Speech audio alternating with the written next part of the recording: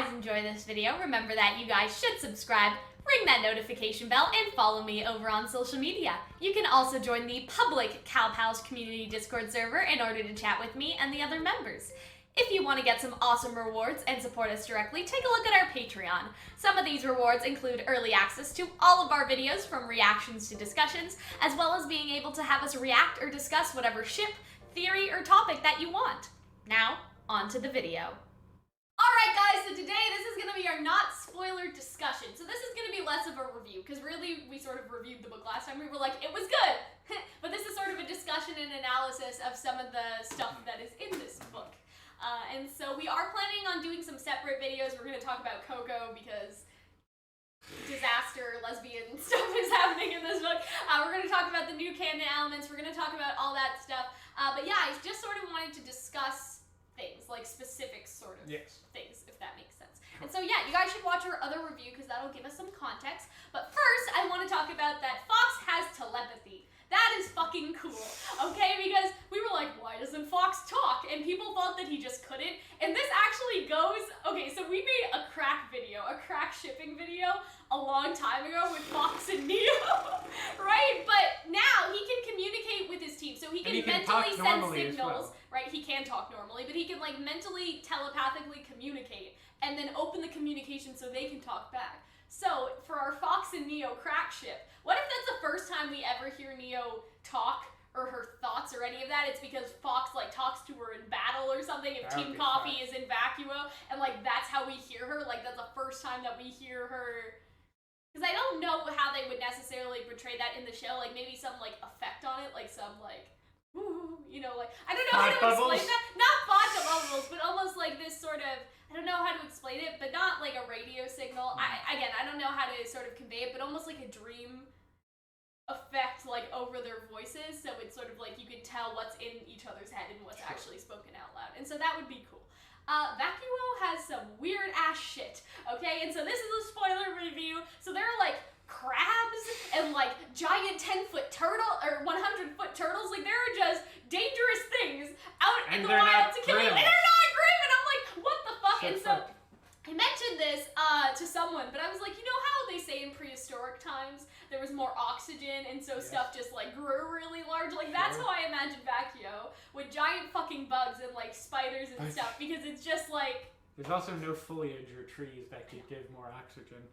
So something else I want to talk about is Velvet's photos. She has photos of basically everyone, and she sort of coerces them to give her, like, them, because later in the book she's like, show me your battle face with your weapons, right? Because she can't tell anyone what her thing is because, you know, they sort of explain this. This is her secret weapon, literally. So they just pretend that she has a camera on her, basically, and so she's like, give me your battle faces, and she does take normal pictures of things that aren't weapons, but she sort of coerces people to be like, hey, I want a picture of your weapon, and I really like that about her, because Velvet isn't a manipulative character. She's a very nice, you know, she's a generally very nice, very sweet, but, like, that's the one manipulative I feel like in a spoiler review we should explain the plot more than just random things that happen. I know, but I'm saying, like, this is the prologue, so there wasn't necessarily the plot yet, right? And so they are basically fighting these mole crabs, so which it are starts one of off, the things. They're already in Vacuo, they've been shade for a bit, they sent and so that's why I started talking about these things, because the first thing we see is Fox do his telepathy. You know, Velvet is sort of talking about these, like, mole crabs that are in the middle of the desert. And then there was a nice use of Velvet using Ruby's scythe to transition into a Volume 3 flashback where, like, everyone's, like, hurt or something. And so, like, you know, Velvet's hurt, they want to get her to safety, but they also want to defend the school. It's that sort of struggle. And I noticed that Yatsuhashi talks, like, very formally, like, Velvet, we must get you to the infirmary. He's all that adorable. Stuff. You know what I mean? In the book, he's cute. He's, like, always worried about, he's like a mom. I know, but he's and built I like love him so much. He's built like a brick shit house, and he terrifies everyone. So much. That is objectively. They also go through the Faunus and Semblance and Aura, but we don't. It really, I mentioned this in the other video, it feels like the first chapter of every Harry Potter book, where they're like, I'm Harry Potter, my friend is Hermione and Ron, we go to a wizarding school. It's just to reintroduce you to everything. Ruby and Weiss, I think, pass by Velvet and Team Coffee. Yes. And so, you know, to get to Pyrrha, or whatever they're doing in Volume 3, and so, you know, RWBY's like, don't split up your team, Velvet, or she says that to someone, and then obviously Team RWBY ends up splitting up. So I was like, Hunter, no. Like, I guess you that know what I mean? Because that's what happened. RWBY's like, hey, don't split up your team, Velvet. All of you guys stay together. Or maybe she says that to Coco. I wrote down Velvet, so I think she did say it to Velvet. But it's like, it's sad. And so there are a bunch of settlements in this book. We'll talk about that in the new canon elements. All of them are named after rocks. So the first one we hear about is a Gosen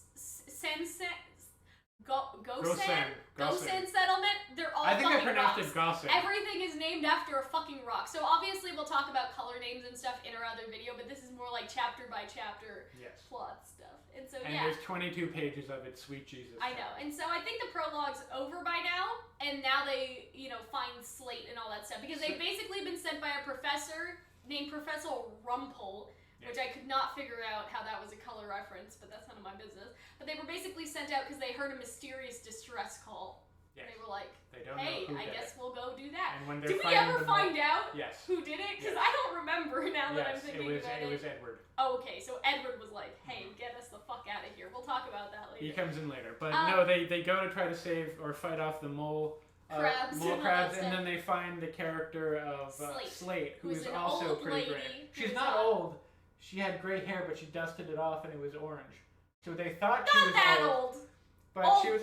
Old is a relative She's term. a motherfucker. I mean, she's an adult. She's an adult, what I'm trying to get at. You're 25? God, you must be so old. I'm guessing she's in her 30s or at least 40s. I would have to guess. She is she's the best new character they've added into this book. I don't think that's true. Objectively speaking. Okay. She's so much fun. Okay. She's sassy. About that. And so Slate tells Coco and Velvet and Team Coffee, like, hey, I have a bunch of refugees. Do you want to come with me? Do you want to come with Hey, do you want to come with me? These people need protecting, so they go. And all that stuff. Ostensibly. Yeah, basically. But there's this cute moment where Velvet, blows a raspberry at Coco, and it just sort of shows their relationship, Coco sort of teasing her, and all that stuff. I just really like that, because it does show, they establish all the relationships between the characters really quick. And so... so Fox fucking shouts, and so that was the most surprising thing. When I saw Fox shouting, I was like, oh, I guess he can talk, and all of that stuff, so that was fun. So they say, Tough was originally Slate's settlement. Yes. But then it broke, and they're nomads, so they're a group of people, and wherever they move... And they're all from different settlements, but they've sort of pooled together. And if you're from Tough, and Tough is destroyed, you pick up your shit, move to a different spot, and you, create new Tough. Yeah. Sort of. Ostensibly. So it's weird that you're both a people and a place, which I thought was very distinctive of, I guess, a nomadic tribe. And it's sort of the tribes meld because you just pick up people as you sort of go, and it's oh, well, as we're all kind of here countries and cultures tend to do. This was an interesting thing, but Coco likes wearing her sunglasses so people don't know where she's thinking, what she's thinking or where she's looking. And I thought that was an interesting sort of piece of her character, because I feel like she is a little strategic in how she sort of analyzes people. And so there's a description later of the bad guys, which we'll get to, I guess, but she notices a lot of things about them, and notices a lot of people's facial expressions, which then gives away that they're the fucking bad guys. So yeah, in case anyone wants to know, Fox is from Kenyate. Sure.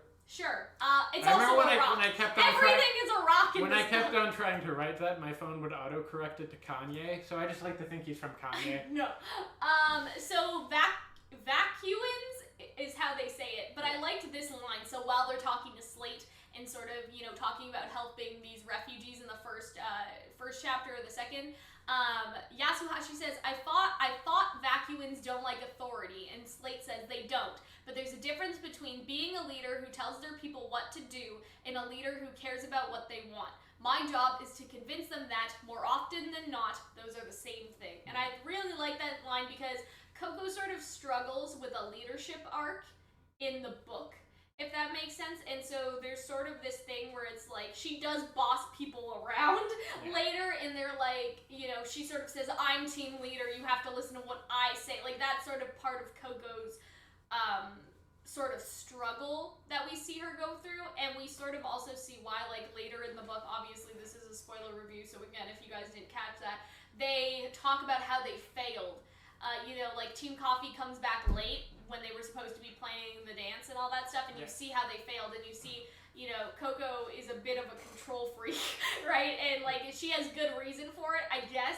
But she also was like, I'm the leader, you have to do what I say. And so I think that Slate, that's a bit of, I don't want to say foreshadowing, but it's a bit of a connection. Like Slate has sort of understood how to be a good leader, and at the same time, like Coco looks up to Slate. She's sort of like, I hope I'm that cool, like someday. Like she sort of says that, like at a part in the book. So I thought that was nice.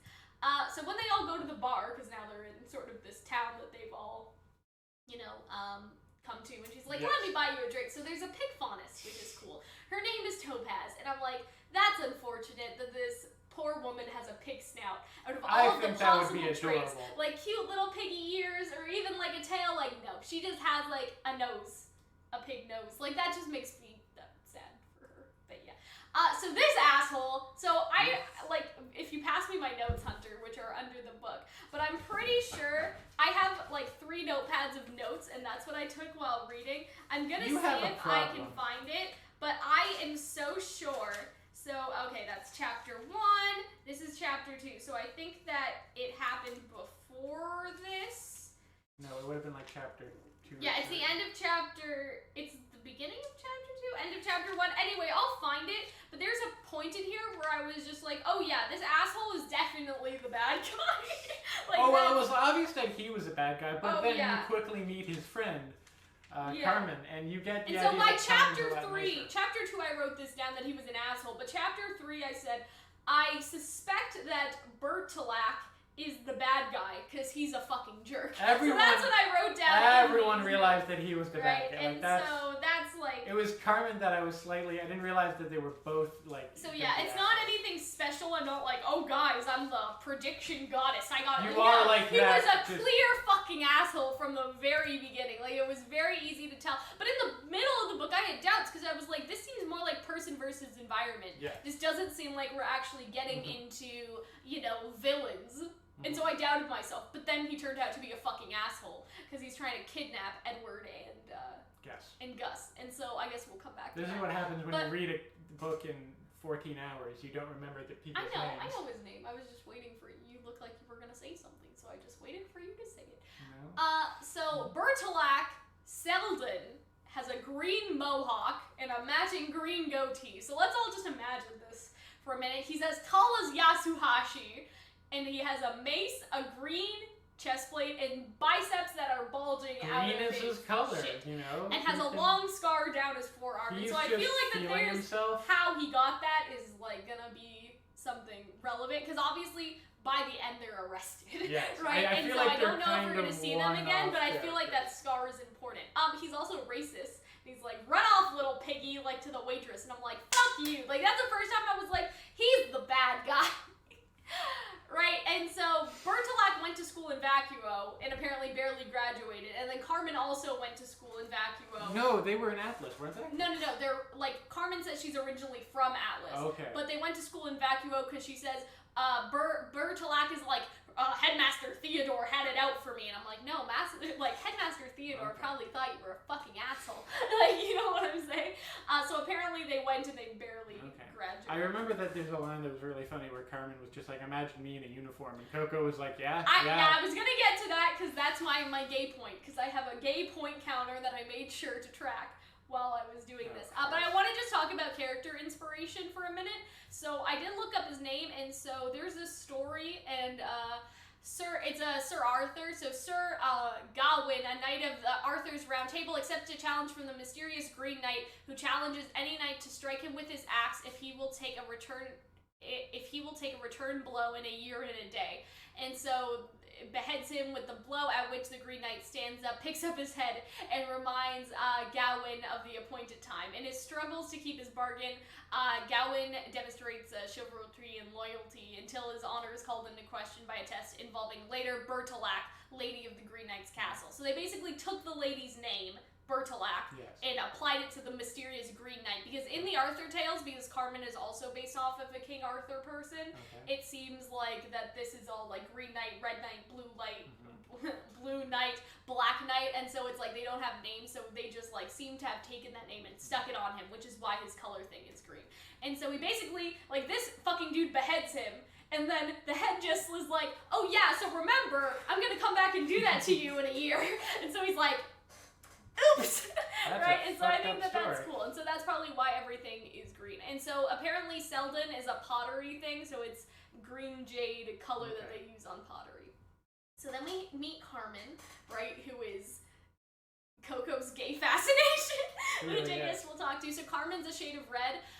Escalado is the name of a red knight, is the name of the red knight in some interpretations of the Arthur legend. And so obviously it seems like they were both chosen together because it's, oh, one of them's a red knight, one of them's a green knight. She doesn't have a lot of red in her outfit, and we're going to do a separate video on Carmen and Bertolac and who their boss could be, and I'll use them for the thumbnail sort of thing. But when you see her, it's not apparent that she is supposed to be red, as opposed to how, you know, Bertolac is described as, oh, his hair is green, his facial hair is green. Very long red hair. It's a more orange, though. Like, they could have gone red like Pyrrha red, but I don't think they did. She also has freckles, and I was like, oh, she's so cute, and now she's evil. Oops! So that's what happens when you get attached to people, kids. But basically, the red knight, green knight, black knight, and blue knight are all brothers or something, and so that's sort of related. And so I'm like, yeah, there is probably one somewhere. So we can predict, I guess, there being a character based on two other characters,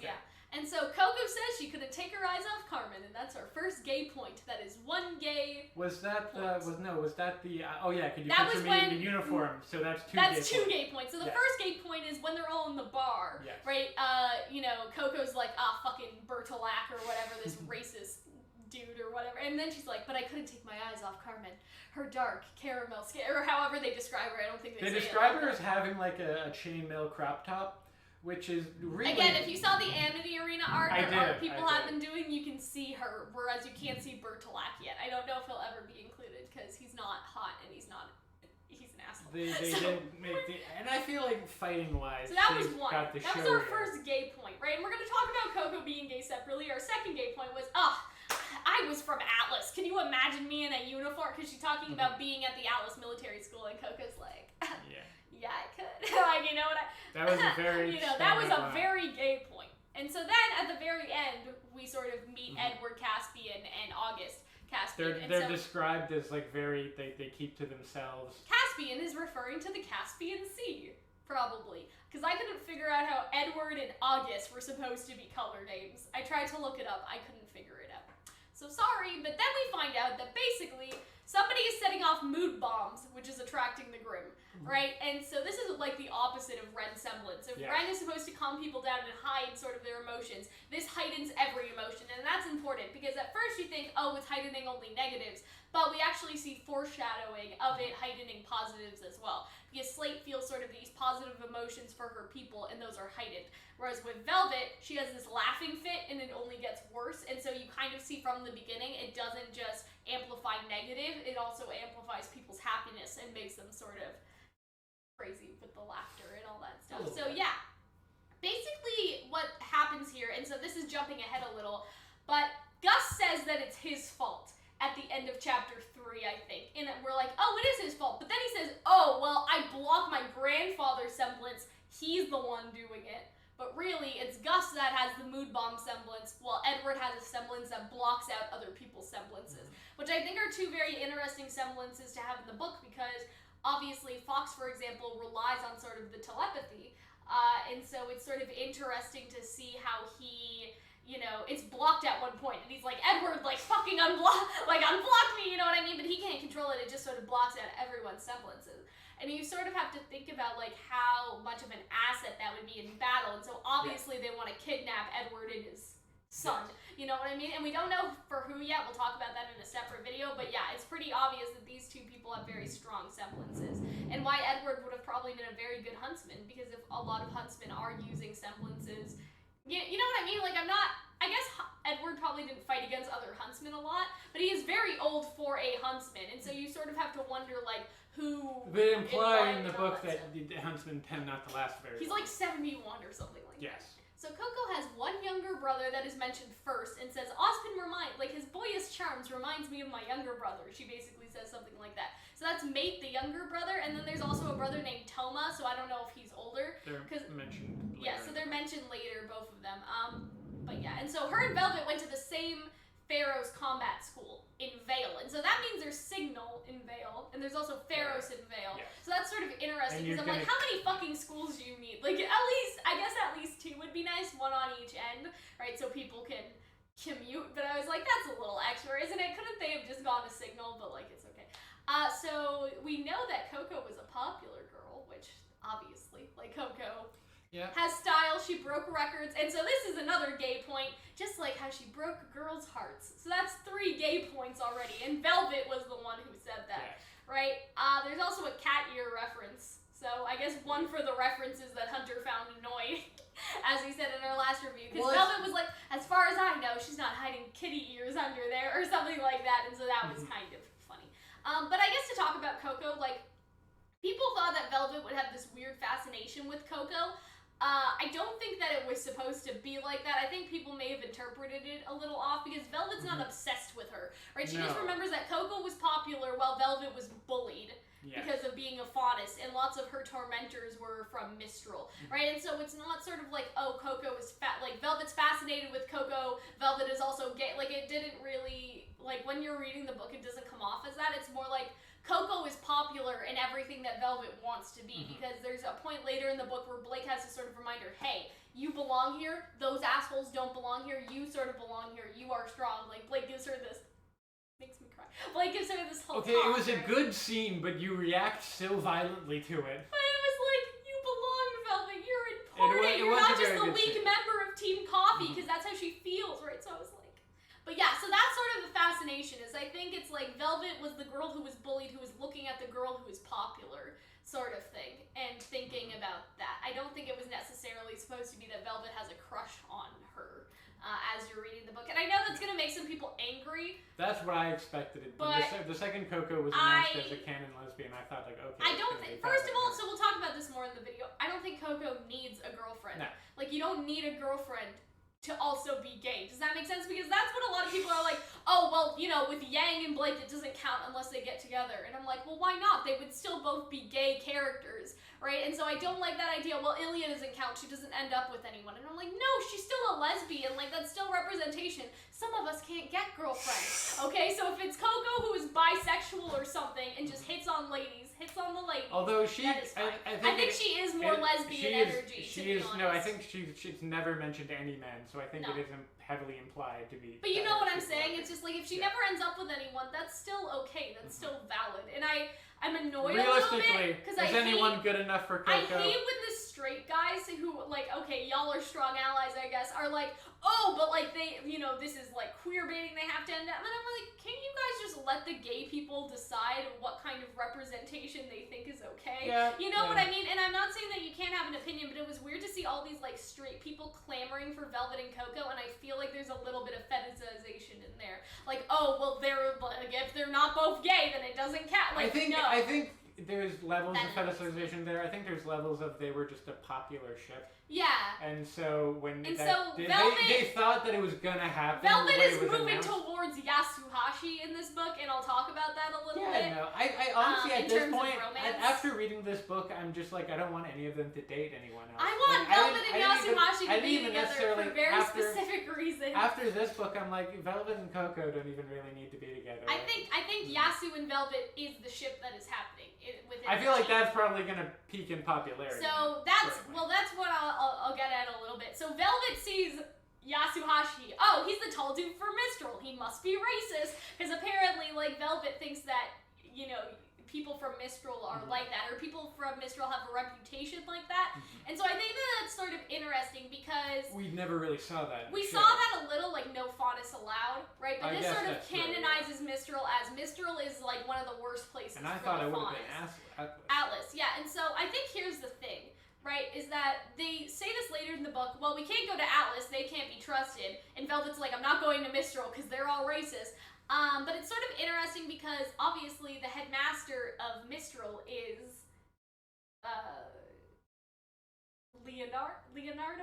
Theodore. Leo. No. Oh, of Mistral. Of Mistral. Leo, who's dead. Yes. Oops. Right, Lionheart. Right.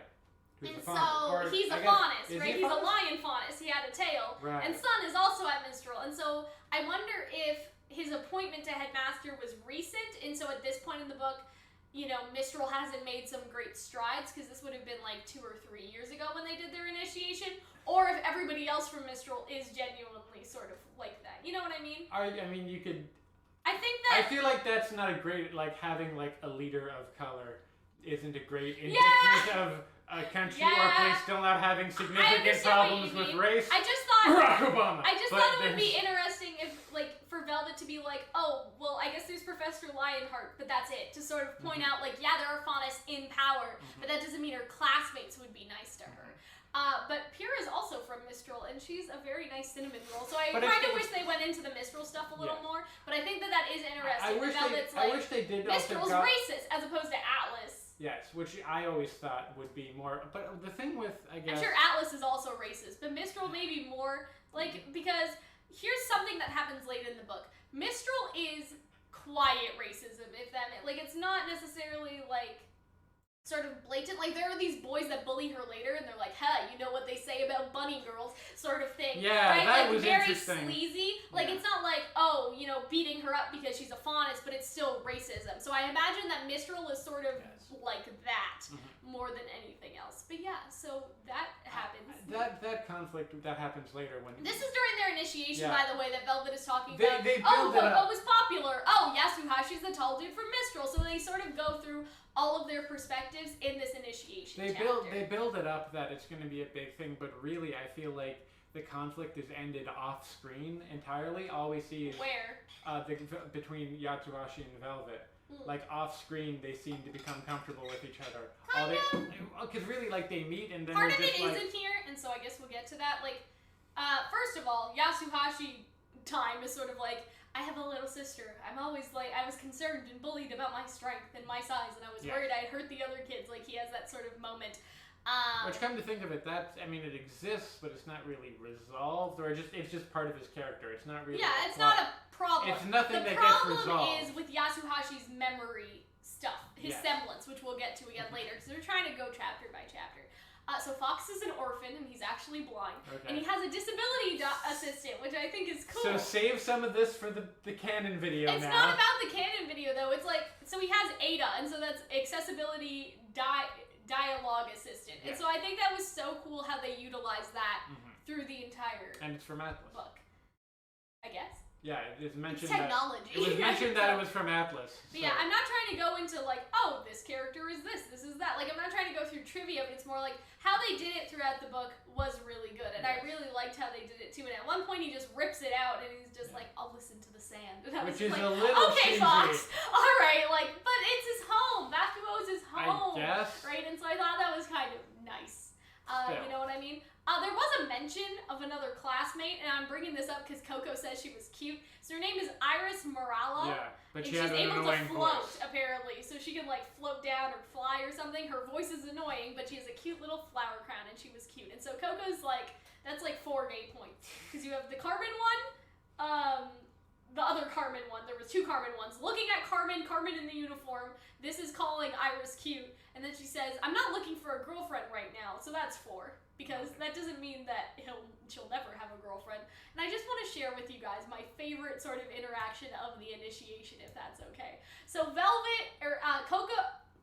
and Fox are partners, which I don't think a lot of people realize. I don't know if we knew that before, but I feel like people thought that Coco was Velvet's partner. Yes. And Fox was Yatsuhashi's partner. Yes. I don't know if we knew otherwise before, but we actually see that Fox and Coco are the ones who are together. So he says hello, Coco waves at him, and there's no reaction. She lowered her sunglasses so she could see him better. Oh, you're blind, she said. So much for her thorough research. Fox clasped his hands to his eyes. Oh no, he said. Oh no.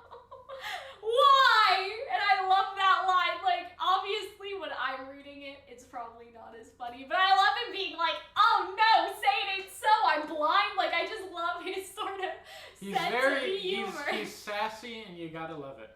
Like, oh my god. That was my favorite. I, like, burst out laughing, and I'm like, Fox is my favorite. Sorry. Just because he did that, like, I think Look at the look on my face. Don't I look so happy? He mentions it later in the book. Because his blindness is something that he sort of struggled with, because his parents were like, no, Fox, it's okay. You don't have to do anything because you're blind, you know. He's like, I want to play with the other kids and make my own mud hut and like whatever they're doing in that. The second he showed up with blind and like explained how he saw things, I was just chanting in the back like, Mina Carfax, Mina Carfax. Well, here's the thing. So Fox has a couple things going on with him. And so Hunter had this in his canon elements, and I'm like, Hunter, this is wrong. No. But it's okay. So his power is telepathy. He can sense aura around him, which is a high-level aura technique. So it has nothing to do with the telepathy. But that didn't have to do with his semblance. No. But I guess he just had a natural inclination for that. Well, yeah, because he's blind, so we probably learned to sense auras. I did put that in the notes that anyone can do it. Anyone can do it. So that's the other thing. Don't talk shit How about my notes. How he senses the stuff around him is a little hazy. It's not really a semblance thing. I think it's just sort of Ada, first of all, describes everything. Later in the book, he's like, your opponent is a 71-year-old man with a battle axe. Or I love how it's able to tell us, like, fuck you, I'm 72. Like, how do you... Yeah, I don't know. And so it describes sort of his surroundings, and that's sort of how he gets around. So he sort of, like, I guess, knows... It's sort of weird because they don't really... It's not a semblance, because his semblance is telepathy. So it's like, it's aura and sort of the disability assistant and sort of his own sort of, I'm blind and I've sort of trained for this type deal and all that stuff. And so he says, do you suppose this counts first person you make eye contact with at all? And he's like, and I'm like, Fox, I just love him so much. I just love him. So this is another thing. So Velvet knew this random girl who went to the Atlas school. I think it was a guy. And her name is Vega Blue. Is that a guy? I think it was a guy. Vega is a boy? Okay. I think it was a guy. He said maybe we'll see her in Atlas, but Blue reminds me that there is a Green Knight, Red Knight, Blue Knight, and Black Knight, and so I wonder if that random girl could mean something. She went to Atlas, so I wonder if they're name-dropping her and sort of like the Iris girl with the flower crowns and the floats and all that. Like, I wonder if they're name-dropping these people because we'll see them sometime. So this is where the shipping happens, sort of. First of all, Yatsuhashi's like, I'm so sorry to a tree, which is like, what a mood. Like, what a pure, good, innocent mood. You know what I'm saying? Like, wasn't that so nice? Wasn't that such a sweet... It was very him to be like so gentle and be like, sorry, tree. Sorry, tree. I do that when I drop my phone. I'm like, I'm sorry. Or if I'm talking to someone on Discord and I drop my phone, I'll be like, oh, sorry, so-and-so. And they're like, why are you apologizing? You didn't drop me. It's like that Black Mirror episode where the girl drops her phone or whatever, but her husband's like inside of the phone. Anyway. Not exactly it. And so Yatsuhashi, this is shipping point number 1, thinks that Velvet has pretty rabbit ears and smiles goofily at her. Because this ship is so pure and so good, he gives her a goofy smile and like thinks that her rabbit ears are nice looking. And so I'm like while I was reading this, you guys don't understand. Like, I just felt it in my heart. Because you guys know I don't usually ship things exclusively, right? Yes. Like, we do so many ship videos, and so people were surprised when I was like, no, there is no Fox and Yatsuhashi, there's no Velvet and Coco anymore. Like, no, it is Yatsuhashi, and it is Yatsuhashi and Velvet. Because people, again, were surprised. They wanted to request videos because of the book. They wanted to request Fox and Yatsuhashi, and then Coco and Velvet again, because obviously Coco is a lesbian now. I guess she was before, we just didn't know. But it's sort of one of those things where I'm like, no! You can't do that, because Yatsuhashi and Velvet belong together, Hunter. You know what I mean? And so, he grabs her, he leaps into the air and catches her in her arms, just like sort of Jean does to Weiss, but actually good, and like protects her. I guess there is a bit of... with more grace, and pretty rabbit faunus ears, and so he, flashing the goofy smile. She also scowls and looks away afterwards. Because she thinks that he's racist. Yes, right? I know. And so we'll get to that. And so this is the plot point I want to sort of talk about, is that, she says that this isn't going to work. Like, she's like, nah, fuck you, right? And so Yatsuhashi doesn't understand that people from Mistral don't tend to like the faunus. And I thought it would be super Atlas. Yes. But maybe Mistral is also. Because I always felt like Mistral and Atlas went together in the Great War. Yeah. Right? And so I kind of always felt like Mistral and Atlas is like, Atlas is the worst, Mistral's just, it's kind of like in World War II, how Germany was with, like, you know, Come on, name them. Russia? History. No, they were bitter enemies. Okay, they were bitter enemies. Italy! Yes. Okay, so like Germany and Italy were together racist, is what I'm saying. And so I feel like that's how Atlas and... Although I don't think anyone's quite on like Nazi Germany level. No. I feel as though bringing world history into this is a poor decision on You your part. understand what I meant though? Like they were in it. They were on the same side of the war, is what I'm trying to get at. Anyways. Ultimately had similar ideals. And so here's what I like about Yatsuhashi, and this is what I really want to sort of get at, is that he's just like, it's clear that people from Mistral have hurt you before, but I'm sorry you had to experience that. But I would never do that to you. You know what I mean? So he doesn't invalidate her experience. He's not like, well, I'm not fucking like that. Like, why would you say that? No, he understands that people from Mistral have been racist to her, but explains that he wouldn't do that. That's not how my mother raised me. That's what he says, and I'm just like, Yatsuhashi, we love him so much. We do, though. We do. And Hunter's looking at me as if I'm a crazy person. Because, like, I liked him too, but I wasn't at your levels of, like, devotion and weeping, open weeping. Just like, he's so nice and pure and sweet. And this video is long, but I don't care. I'm about to say, is it like, we're not really reviewing the book so much as you're just giving a play-by-play. No, it's a discussion. Right? Okay. It's an analysis. We're discussing. This is an annotated audiobook is what this is. Is it? It kind of feels that way. Imagine if they did the audiobook, but they did it like an audio drama, so they had like Tara, Everly, and all the different voices to do that. But yeah, and so there's this other part where Yatsuhashi accidentally checks out her ass. What? Because there was a bag of Orbitusks on my tail. Yatsuhashi couldn't help but check.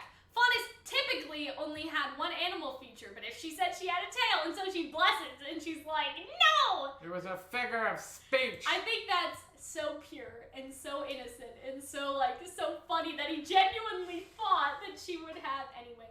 So, he also says Faunus typically only have one feature, which I'm like, we had a theory that there could be mutations, right? And, like, people could typically not only have one, which I think would be cool. So, checking out her ass. Oops. So we're halfway through my script, so hopefully we'll be okay. So there's this part in Amity Arena where they did the patch notes, and so Velvet likes Yatsuhashi, sure, but she was saying his line whenever she was copying him, so we removed that, because in Amity, Velvet copies another player's weapon and stuff, but she was saying his voice line by mistake, where she's not supposed to do that. And so it's like, Amity, does she like Yatsuhashi, or does she like Yatsuhashi? Okay, and Amity says, of course Calxiyn would say that, right? Like, wow, it's the actual account? Yeah, so the account replied to me. Listen. We're technically influencers for the game. I don't know if you remembered that. Oh, and so the answer to that question might be found in After the Fall. So I'm pretty sure, based on that tweet and based off what's happening, like, Velvet and Yatsuhashi is the thing. Okay. Like, is the thing. There was another reference in here. So, it's a Deathstalker den, because Coco describes it to him. Only an idiot would go in there. Yeah, that was another groaner. I'm just like, I thought that was funny, because I was like, I get it, but I'm just like... It's very clear later in the book that Fox thinks that John is an idiot. I'm here for it, because he's like, oh, like, none of the other leaders are for comic relief, and he's just like...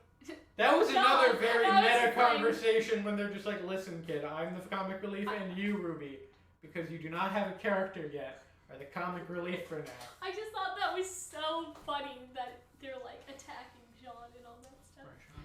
So Ozpin likes to play some fucking games, okay? Because they were chess pieces and here it was cards. So they got the queen and king of cards. It was the cards in the suit or whatever. And so I was like, Ozpin, like what else is he using? Like realistically, chess pieces, battleship, like the Connect 4, like colors, like what else has he been doing every single year since he's been Headmaster? Does he rotate between chess pieces and decks of cards or tarot cards, like some like Persona type shit? Like that's what I imagine in my heart. And so Coco wishes whoever gets the matching blue eyes white dragon will be in your team with you. Here's a slight gay point, but Coco remembers Velvet and wishes that they could have talked at school. So I thought that was fun and interesting. You're probably shaking the table, Hunter. I don't know. know if you Probably. realize that. Listen, I have long legs. You're a dwarf and don't have to deal with these So things. Coco's semblance is pretty much the same in Amity. So Amity, if you put her down and like say she hits a turret, the longer she hits the turret, the more damage she will do. That is basically her semblance. And another Volume 1 reference was, we don't have to fight these things when they're still in their initiation, which I thought that was interesting. Or it's just like, oh, everyone figures out that you're not supposed to fight these things, sort of thing. You know what I mean? That you're not supposed to fight the Grimm, or you don't have to. This is another line that I liked. I took pictures of things that I really liked. And so, Fox sent to his new teammates for the first time. So he's like, this is gonna be fun, in all of their heads. And they like scream. Because they're like, what the fuck? And so Fox smiles and winks and he's like, yeah, that's a thing I can do. And I'm like, look at this, like look at this kid. Like you wouldn't get that. Who else but Fox? You wouldn't get that from watching Volume 2. No. He is really fucking funny. Well, because now in battle, obviously he's serious. And when they got back from battle, they were all miserable because they let a town of 200 people die. Oops! And so it's one of those things where it's like, he is so fucking funny. And I'm just like, I love him so much. Like, I like Yatsuhashi and Velvet together, so I would never break them up. But if I had to choose a boyfriend, it would be Fox. Like, personally? Yeah, personally. I would choose Fox, is what I'm saying. As a boyfriend. But Yatsuhashi would be a nice cuddler, and he'd be able to pick me up, and he'd be really tall, and so, like, Please keep it in your pants. This is a children's book. Ma'am, this isn't Indigo's. It's very fucking cute, okay? The Velvet and there was another callback thing where Fox went up to, I think, patted Coco on the butt and was like, nice hustle, Coco. And then, because in season 2, when they show up, it's nice hustle, Fox. Thing! So you know. So that also sort of references that Fox and Coco are partners because she slapped him on the ass and no one. Oh my God. I also like, because in that scene, I want to see all the moments where, like, Fox pauses and looks at people like he's saying something sassy in his head, and we're not privy to this information. I don't know if they had that planned the whole time, or they were just like, let's just make him quiet, we have no idea what to do with him, and just lucked out when someone came up with the idea, like, what if he's sassy, but he uses his brainwaves? So Fox also talks about how the other kingdoms stole from Vacuo in Chapter 3, and I'm like, yay, colonization, because that's basically what happened, and so, like, you know, Atlas and Mistral came into the country, stole all of their resources, and left them for dead. And so I'm like, what historical events do those remind us of? Anyway, people from Vacuo are, like, here's the thing about RWBY, is I didn't think that there would be... Vacuo really is Africa, isn't it? It has desert, it has pyramids, I didn't think that there would be colonization. Racism between kingdoms. Right, like, because that's never really been shown in RWBY, right? Like, you only see racism towards the Faunus, but people seem to be clearly racist to people from Vacuo. Like, they say that they steal or something, and like, Fox is like, it's funny how people say that people from Vacuo steal all the time when it was really the other kingdoms who stole from us. So it seems like more black racial stereotypes that are going on with Vacuo, and it sort of makes sense, because obviously it is there is a clear, like, Africa inspiration. Yes, from the nomadic tribes to the desert to the. There is a little Australia in here. Like, there's a jackalope later, and I had to explain to Hunter what a jackalope was. Because it was like. He wrote, a deer faunus, and I was like, that doesn't a deer seem Grimm. Right, or whatever. Listen, they said it had antlers. I didn't know that there's. Listen, Australia's on drugs. That they looked at a rabbit and was like, you know what they can have. An antelope is what Hunter's thinking, but what's a jackalope? And so I looked it up, and it's a rabbit that has horns. So basically, is it a giant rabbit? It's Grimm. A giant horned rabbit Grimm, and I really hope we see those. But that's for the canon video. Yeah. So there's an entire class schedule that I would like to read off later because I think it's so cool because we never saw their day. Let's the save first that mention save that for the canon video. I know, but I want to go through all the classes. Oh, fuck. But there's a mention of like a self and security class, and I'm like, oh, that's cool. Edward has like some type of dementia or something because he just goes off and wander off, and like I love Edward, and so he was my favorite new character, not Slate, just because I don't know, like I imagine Edward and I imagine my like 90-year-old grandfather with a battle axe or like whatever Edward had as a weapon. He had a shield. A shield, like something like that, and I'm like, oh, like I just like old people, so I was like, Edward, like give me. I just imagine your grandfather with a shield screaming, charging at someone. Yeah. Enjoy that.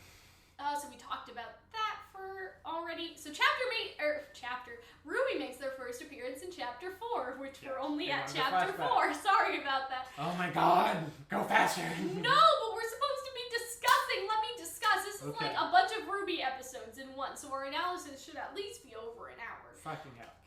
So Coco talks to RWBY, Yatsu and Fox talk to Weiss, and Velvet talks to Blake, but Yang shows up too late to interact with anyone, so that's unfortunate because all of them have sort of a thing together, like Coco's the leader and gives leadership advice to RWBY. Blake is a faunist and gives racism advice to Velvet, right? And so it's sort of one of those things where they all have interactions racism based advice. That's an off of interesting their word. characters, you know what I mean? And so Coco talks to RWBY and is like, hey, you gotta be strong for your team, you know what I'm saying? Like, let me give you some leadership advice.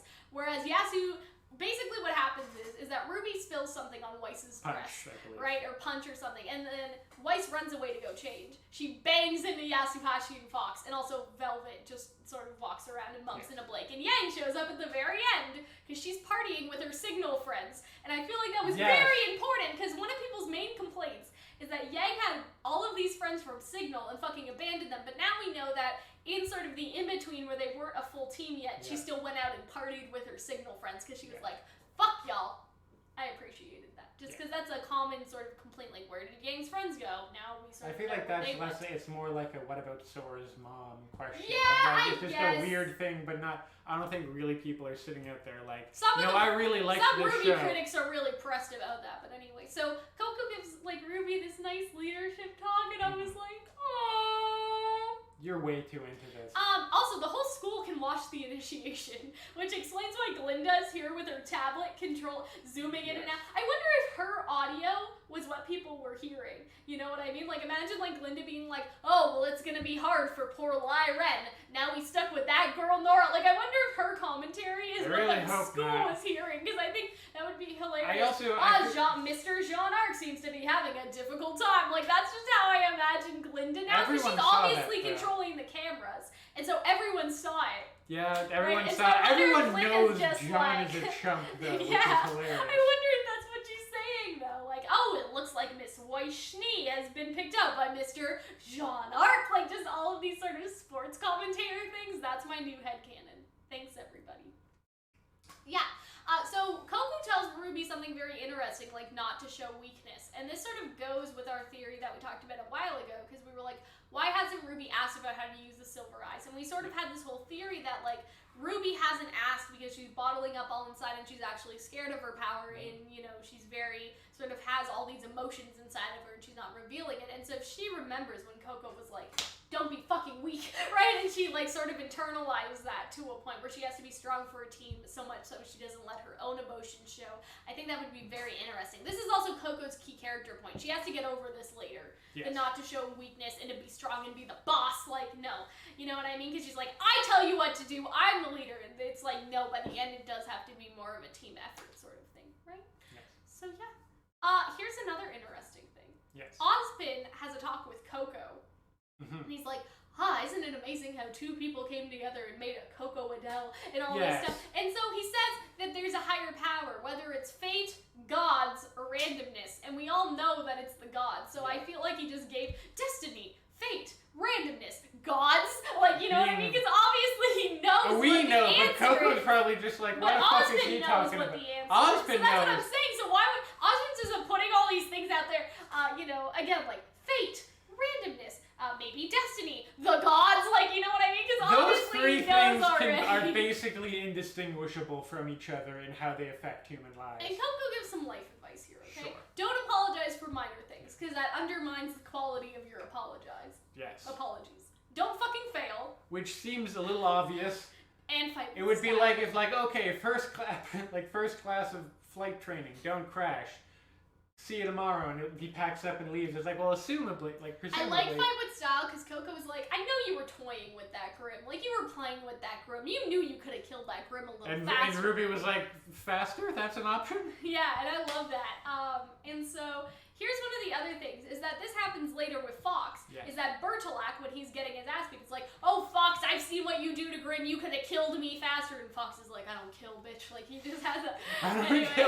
Well, imagine if they said, "I don't kill, bitch," and that say it like that. You should be Fox's voice actor. Me? Yes. I would love that. Hire me, Rooster Teeth. It'd be a terrible idea. I love this book so much. You guys don't understand how happy this book makes me. Actually, we're 49 minutes in. I'm pretty sure that you do. But I want to read something that Ozpin said because I like it. The world is chaotic. We try to assert on it. Try to make order on it. Try to make sense of it. We organize into 4 kingdoms, 4 schools, teams of 4. But what if the only way to fight the chaos is to give in to it? All your planning, all your preparation can be undone in a moment of bad luck, or a split second in which you make the wrong decision, or miss your mark just so. Thus, I believe that we need to embrace randomness as well, try to harness it and turn it to our advantage. We have a plan for the unexpected, prepare ourselves for situations we never could have anticipated or trained for. You and I are having this conversation because of a lifetime of choices, seemingly unrelated occurrences that nonetheless shape who we are and led us here. The fact 2 people met by chance and fell in love and had a daughter named Coco Adele is remarkable, don't you think? I do. Make no mistake, there is a higher power guiding our actions. Call it fate, capital letter, call it destiny, call it gods, lowercase, which I thought was interesting because the gods are real, and so you would you know what I mean? Yeah. And so I wonder if that's almost Ozpin's perspective, that the gods are gone. Sure. And so he's saying gods, like there aren't gods anymore, sort of. I don't know. I just thought that was interesting. Or maybe simply the randomness of existence. Whatever it is, I trust that we are here for a reason. And while my methods may be unorthodox, they haven't failed me yet. And then Ruby's like, deep. I feel like I should have been writing that down. That's why I took a picture of it.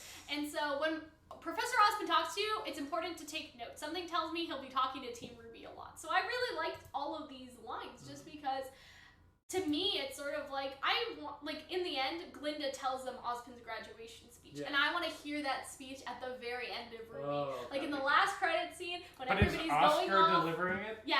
When everyone's going off and being happy or something like that, when they retake the school or whatever happens, and you see all these sort of flashbacks, E.C. Myers a writing credit. Yeah, like Weiss is, doing the Schnee Dust Company stuff. Yang and Blake are on an adventure together. However, the show may end, right? Ozpin is talking like he's talking in an over speech, and you're seeing all these things. You know what I mean? And Oscar's talking, and maybe not the Coco Adele part. We can cut that part out.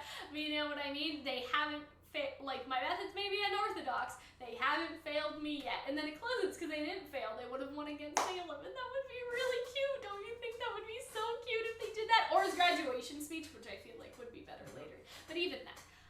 So Yatsuhashi doesn't like the sight of blood, which I thought was interesting, because Weiss basically, Weiss just bangs into him. You think for a guy who picks up, has a big motherfucker of a sword, you'd think he'd be okay with blood. So Weiss is just like, are you gonna apologize to me? This is your fault since you take up so much space. And I was just like, wow, this is such a Weiss thing to say. And this is what I meant in our review of he has a masterful writing of the RWBY characters. He knows them, because that is such a Weiss moment. Right there, her being such a bitch, oh, but you bumped it. she bumped into them, but she's blaming them. That is very first season, couple episodes of Weiss. There are a lot of jokes about Fox being blind, but I wanted to talk about that because it's not at Fox's expense. It's at other people's, it's the awkward moments that come up with being because Coco, was like, oh, you're blind, and then Fox does that thing. It's sort of no one, and that's what I like, because obviously this is a disability, and so there has to be some sensitivity to it,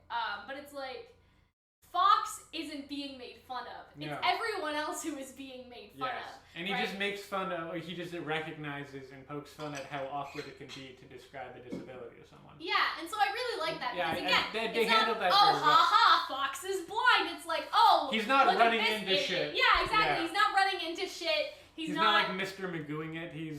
He's not making jokes I mean? about it. So he's always in control of the narrative of himself. Weiss is just what are you looking at, Red? And I like how she calls him Red, because, obviously Torchwick calls RWBY Red later, and so I wonder if that'll come back. And so Fox is just nothing, because I'm blind. And then Weiss is just oh! But, she gets embarrassed and she runs away, which I think is so funny. But here's the serious part of this chapter, and this is what I not what I wanted to talk about most, but what I feel the need to talk about most. Okay, so Velvet basically lists every single racist thing anyone's ever said to her. She's like, oh, math jokes, like, can you teach me multiplication? I never got that. Because they multiply, fuck like rabbits. They multiply, rabbits multiply quickly. Wow, I didn't get that one. I feel like if I was friends with a rabbit faunus, I would make some, like, bizarre multiplication joke. And so, like, just things about like, just all of this sort of, you know, like, she basically lists all these, like, Bunny, insensitive jokes. You know what bunnies are like. Yeah, and so, Playboy, here's I guess, what happens, illusion. right? And so, right, she lists all these racist jokes, and then two sleazy fuck guys, and I was so mad. I was just like, oh, where are these guys? I'll kill them. That's what I wrote them in my notes. They were like, oh, you know, she looks like she could have some fun, and then the other one's like, well, you know what they say about bunny girls, like, ha ha ha, and we all know what have some fun means, okay? They're saying that she's slutty because she's a rabbit faunus. Like, they're basically, we could both fuck her, I guess. Like, you know what I mean? This reminds me of Kurt and Ram in A Strange Way from Heathers, how they want to both fuck Veronica at the same time. If you like, ever find yourself in the position of writing dialogue for, like, a sleazy jock character, please put down awkwardly, we can fuck them at the same time. That would be so That's not gay, and then anyway, but yeah, like you know what they say about bunny girls, she looks like she could have some fun, like, what do you say, princess? Like, they didn't say that part. But you know what I mean? Is just that adding your own headcanon cat calls? Yeah, you know what I mean? Like, just how guys are bad and all that stuff. Who the fuck decided to message me? Anyway, it's okay. But yeah, I was just like, I will fucking kill these boys. I was so angry. Like, while I was reading the book, I was so angry. Because Velvet is so pure and so innocent. And even if she wasn't, right? Because, like, you know, we don't victim blame Maybe here. she was double teaming dudes. That's entirely her decision, and you don't get to force that on her. And you don't get to shame her for it. That's what I'm saying. But it's just like, Velvet is so nice and so shy and so innocent that to see these guys sort of degrade her like that because she's a rabbit, I was like, I was so angry! Out of context, the sentence, I hate to see her be degraded like that because she's a rabbit, is very strange. Anyway, Blake is reading a book called The Boy Who Fell from the Sky. And she's in earshot of all this. And she's in earshot of all this. And I wonder if Boy Who Fell from the Sky is a reference to Dorothy or Ozma or something like that, because obviously Dorothy fell from the sky. I guess Ozma there's really not a Dorothy stuff. character yet, is there? I mean, people think Ruby is Dorothy. People think Oscar is Dorothy. Or that he's Ozma, or like, there are a bunch of different sort of interpretations of it. Well, he was at the farm. But I couldn't find another fairy tale of a boy falling from the sky. So, if anybody has information... No! A boy falling out of the sky, right? So, what I like about Blake, right, and they show her character so well, is that she doesn't do anything at first. She just sits there quietly reading, and she extends her leg, and she trips the asshole. And then, like... after that, she's like, I don't appreciate your blatant racism. Like, she, like, schools them. And that's what I like about Blake. Because Blake is subtle with how she dealt with that. You know what I mean? Because Blake, Yang is the character that would be like, all right, boys, like, fucking square up. I'll beat you up. And she actually does beat them up. And we'll talk about that after. But she just trips him.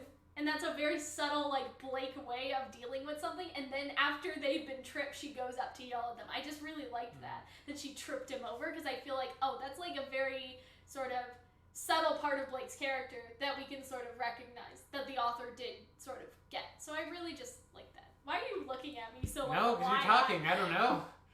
I also recognize that, like, no one knows that Blake is a faunus, so right now they seem confused, like, why do you care? You're not a faunus. And then Blake's just like, it's very indicative that, like, they consider themselves entirely different races of people. Yeah, like, why would you care? You're not a faunus, so why would you care about other people? Like, that it's impossible to, like, empathize with them. It's a very interesting, like, glimpse into a perspective. So the whole school knows Team RWBY because of the initiation stuff, and then Blake is like, Velvet, you belong here. You belong here more than those asshole fucking boys. Sorry, I have a lot of messages, so I'm just worried that something's going on in the Discord server. Never mind, it's okay. It doesn't fucking matter. But yeah, the whole team sort of respects Team RWBY because they all watch the initiation, and so these two guys are like, oh, you're the B in Team RWBY. Like, they exit the scene. But those guys do get beat up later, because apparently they make Yang spill her drinks, which is why she's away. So it's like, they did get, because, you know, Blake has this whole thing where she's like, I don't want to fight with my like, we don't need to fight with violence, sort of thing. Like, you know, and even Velvet does that, too, because you know, she's like, why didn't you, like, beat them up? You're from Team Coffee. And she's like, I don't like to fight with violence. And I feel like even Blake has strayed away from the violence, too. That's an interesting thing, because I always wondered about Velvet's character that, like, if you're an ass kicker, and you are an ass kicker, why do you not kick ass? So it's interesting that they gave a reason. I think it's also interesting because it seems like she doesn't tell her team about that, because she knows that if Yatsuhashi saw anyone would like, dunk a motherfucker. Yeah, would dunk a motherfucker. Yeah, no. Right, and so there are lots of fan comics about that, about Velvet getting bullied, and Yatsuhashi's just standing with like the dark anime eyes, like the fume flames like going from his eyes. Oh my god, I love that so much. But yeah. I really love that part. There's a really nice part where, like, Blake is like, here, Velvet, have my book. You'll like it. Or something like that. And she's like, but don't dog-ear the pages. And we're like, da-da-da-da-da-da, because it's dog-ears. And Blake is a cat. I didn't realize. Oh, and she doesn't like dogs. Wow, I didn't even catch that one. You're on a whole nother level of having terrible references. I want to talk about Headmaster Theodore for one quick second, because we finally get back to him. Because basically, Yang comes in at the end. She doesn't really get to interact with anyone. She's like, here, Blake, here's your non-alcoholic strawberry sunrise. Oh yeah, I beat those guys up because they dropped my drink. For the kids. Yeah, but Headmaster Theodore is the Vacuo one. Yes. I don't know what he is supposed to be. Okay? So it's not because Tin Man. Lionheart is Cowardly Leo. Lion. Tin Man is... He's the guy from in the door from the Wizard of Oz who's just like, no entering! Maybe he's a monkskin, but even that... Okay, so here's the thing. Oh my god, imagine if, well, I mean, they got Maisie Willen, maybe they could get, like, Peter Dinklage to play the dwarf Here's character. what I was thinking, and people have a problem with this, so do I, to some extent. The headmasters of the schools should have been the Cowardly Lion, the Tin Man, and then the Scarecrow. Crow is the Scarecrow, but he's already been taken up, and so Professor Theodore cannot also be the Scarecrow unless they really go with it. I really want him to be a dwarf now that's just a motherfucker that, like, this takes no shit. That would be great. Here's the thing. So I was okay with this because I thought that the other character would be based off of the Wicked Witch of the East. Right? And obviously Salem doesn't have any siblings or all that because we know Salem's backstory, but that doesn't mean that the headmaster couldn't be inspired by the Wicked Witch of the East. And I say that because in Wicked, and to some extent in like some other interpretations, basically what Nessa, that's her name in Wicked, Nessa Rose does, is that she becomes the governess of Munchkinland, and she becomes like a dictator and won't let any of the Munchkins leave because she doesn't want Bach, who is like the guy that she's in love with, to leave. And so at first I was like, oh, the headmaster of Vacuo could be like Nessa, and because Vacuo doesn't have a formal government, could be taking advantage of that, because apparently Headmaster Theodore hasn't talked to Ozpin in like years. Also, is Theodore his first name or last name? We don't know. Because it could still be a... Did they say headmaster? They said general headmistress would have been... They Yeah. called Glinda headmistress later, so it is implied that he is a man. And so here's my current issue. I don't understand why they would base him off of the Wicked Witch of the East and make him a man when it wouldn't make a difference if they were a woman. Does that make sense? So it would also bother possible me. that they may retcon this. Maybe. I do like the idea of the Munchkin. It would bother me that they have a, like, say it was supposed to be Wicked Witch of the East, that they had a female character that has always been female in every single interpretation because she's supposed to be the sister, right? And then they made him a man for no particular reason. Because it's not like there's not any gender stuff in RWBY. So there wouldn't be even an in-story reason to make the leader male. Does that make sense? So the leader could have been female, right? And so here's, I guess, what I'm imagining. Is that they either go like a couple ways with this. It's not based off of the Wicked Witch of the East. This guy doesn't stay the headmaster. Or something of that nature. Or they sort of make Crow more towards the Odin stuff and make this guy clearly Scarecrow. What I mean by clearly Scarecrow is like literally looks like straw. Like I don't mean he's actually made of straw. He's just a creepy looking motherfucker. You can tell that he's supposed to be the Scarecrow more than Crow. Because Crow, he's like, haggard. when you look at him, Crow doesn't look like a Scarecrow, right? He's not wearing sort of farm clothes or any of that. And so I just sort of... They're also described as not a suit and tie bunch, so it makes sense if he had like a straw hat on. Yeah, and so I'm sort of like, who is this man supposed to fucking be? Because I don't understand. And so I don't want to harp on to this too long, but Theodora is the name of the Wicked Witch of the West in Disney's bad interpretation of The Wizard of Oz. Salem is the Wicked Witch of the West, so we can try again. But in Theodora's trivia, she has ruby, red, black, and white clothes that apparently make her a strong contender for the Wicked Witch of the East, because those were the colors we saw in the Wicked Witch of the East's legs and feet in the film.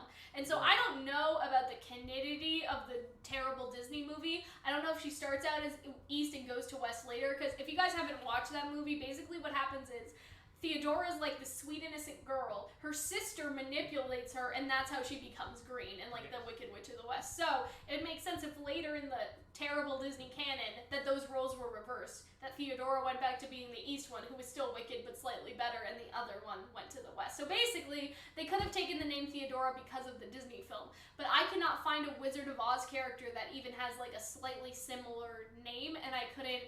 I looked, and so if somebody has a better idea, I would love to hear it, because I would really be disappointed if, again, they made the Wicked Witch of the East male for no particular reason, or if they deviated from, like, their standard, you know, like the trinity of who Dorothy is supposed to be with, you know, was broken because of Crow and all that stuff. And, like, you could even have another Wizard of Oz character that is sort of strongly around the wizard sort of thing, and make them it, but I don't know. I really don't know. Again, it bothers me. And we've already taken up Glinda, and she is now the temporary headmistress of Beacon, so it's like, you can't even bring in the good witch. I think there would only be the Witch of South? I don't know which one Glinda's supposed to be. There's one more. It's the good witch of the North. Is it Norse? Which is the one that shows up in the bubble in... That's Glinda. Oh, that's Glinda. Okay, and she's So there's one more witch in the books, I think, and so I thought, maybe they could be that witch. Maybe they could be Wicked Witch of the East, but other than that, I have no more ideas. I don't know who this man is supposed to be, and that's sort of... When I heard Theodore, I thought of Theodore from Alvin and the Chipmunks, so...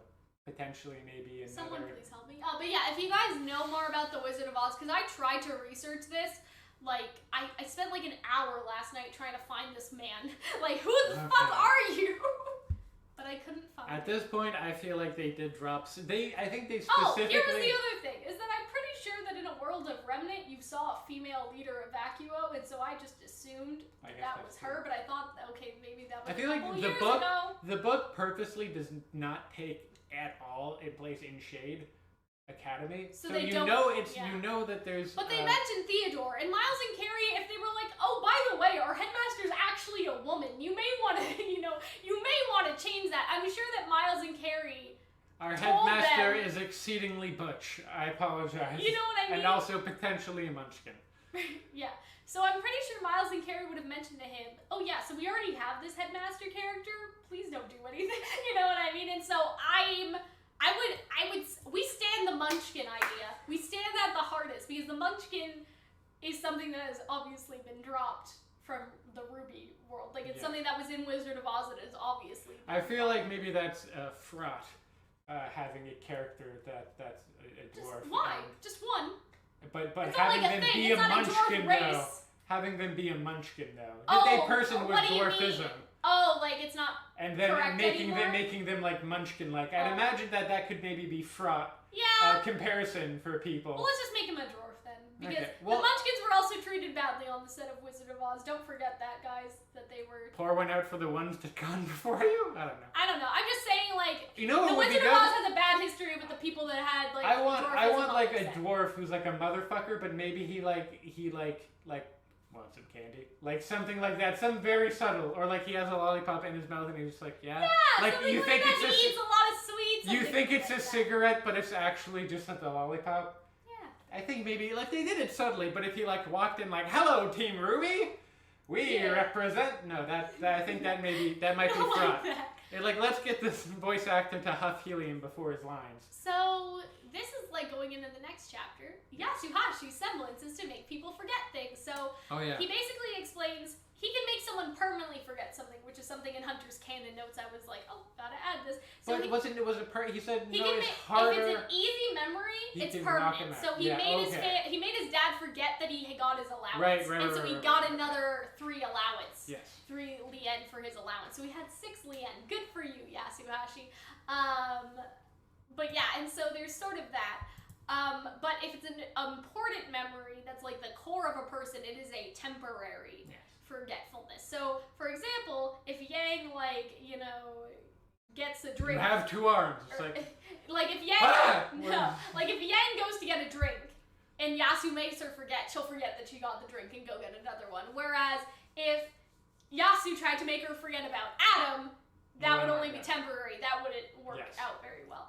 And so, he makes his mom forget that his sister existed and has to take care of her for the whole day. Which this was like the part of the book where I was like, this is like some Black Mirror type, this is like scary, and I was so sad because I thought the baby would like die. What if the baby died? I feel like or something. I feel like that was, of all the things that are kind of dark and fucked up in the book, I think that was the best one. This made me the most emotional because obviously it's a baby, and the idea that a mom would forget her baby and the baby could die because this is a remnant, oh my god, I was just so upset. But the fact that Yatsuhashi took care of his sister and all that stuff, it was sort of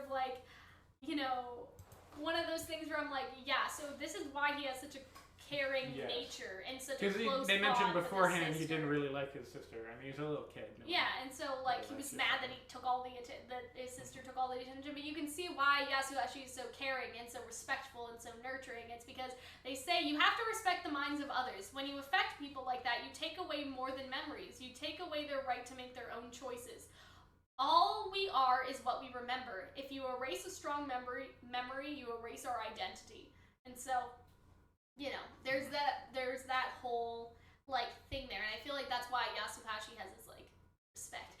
You know what I mean? It's sort of. He doesn't use it a lot, which I feel like maybe you could have I don't know. Well, I feel like this is resolved by the end, and so I'll explain that in a minute. But I do appreciate how his father's never use this again, and his grandfather's no, we don't have to be that extreme. He just needs to be trained. He needs to be able to respect people and know when to use it. There does seem to be limits. He can't wipe a person. So all of a sudden he's just how do I poop? It's you can't. But remember, semblance do evolve and they do grow stronger. Ren covers the entire train, so I wonder if Yasu could be genuinely dangerous. That would be. But yeah, he's just so huggable and he's just so sweet and he's just I'm a monster. And the grandfather's no, it's only if you choose to be a monster that you are a monster.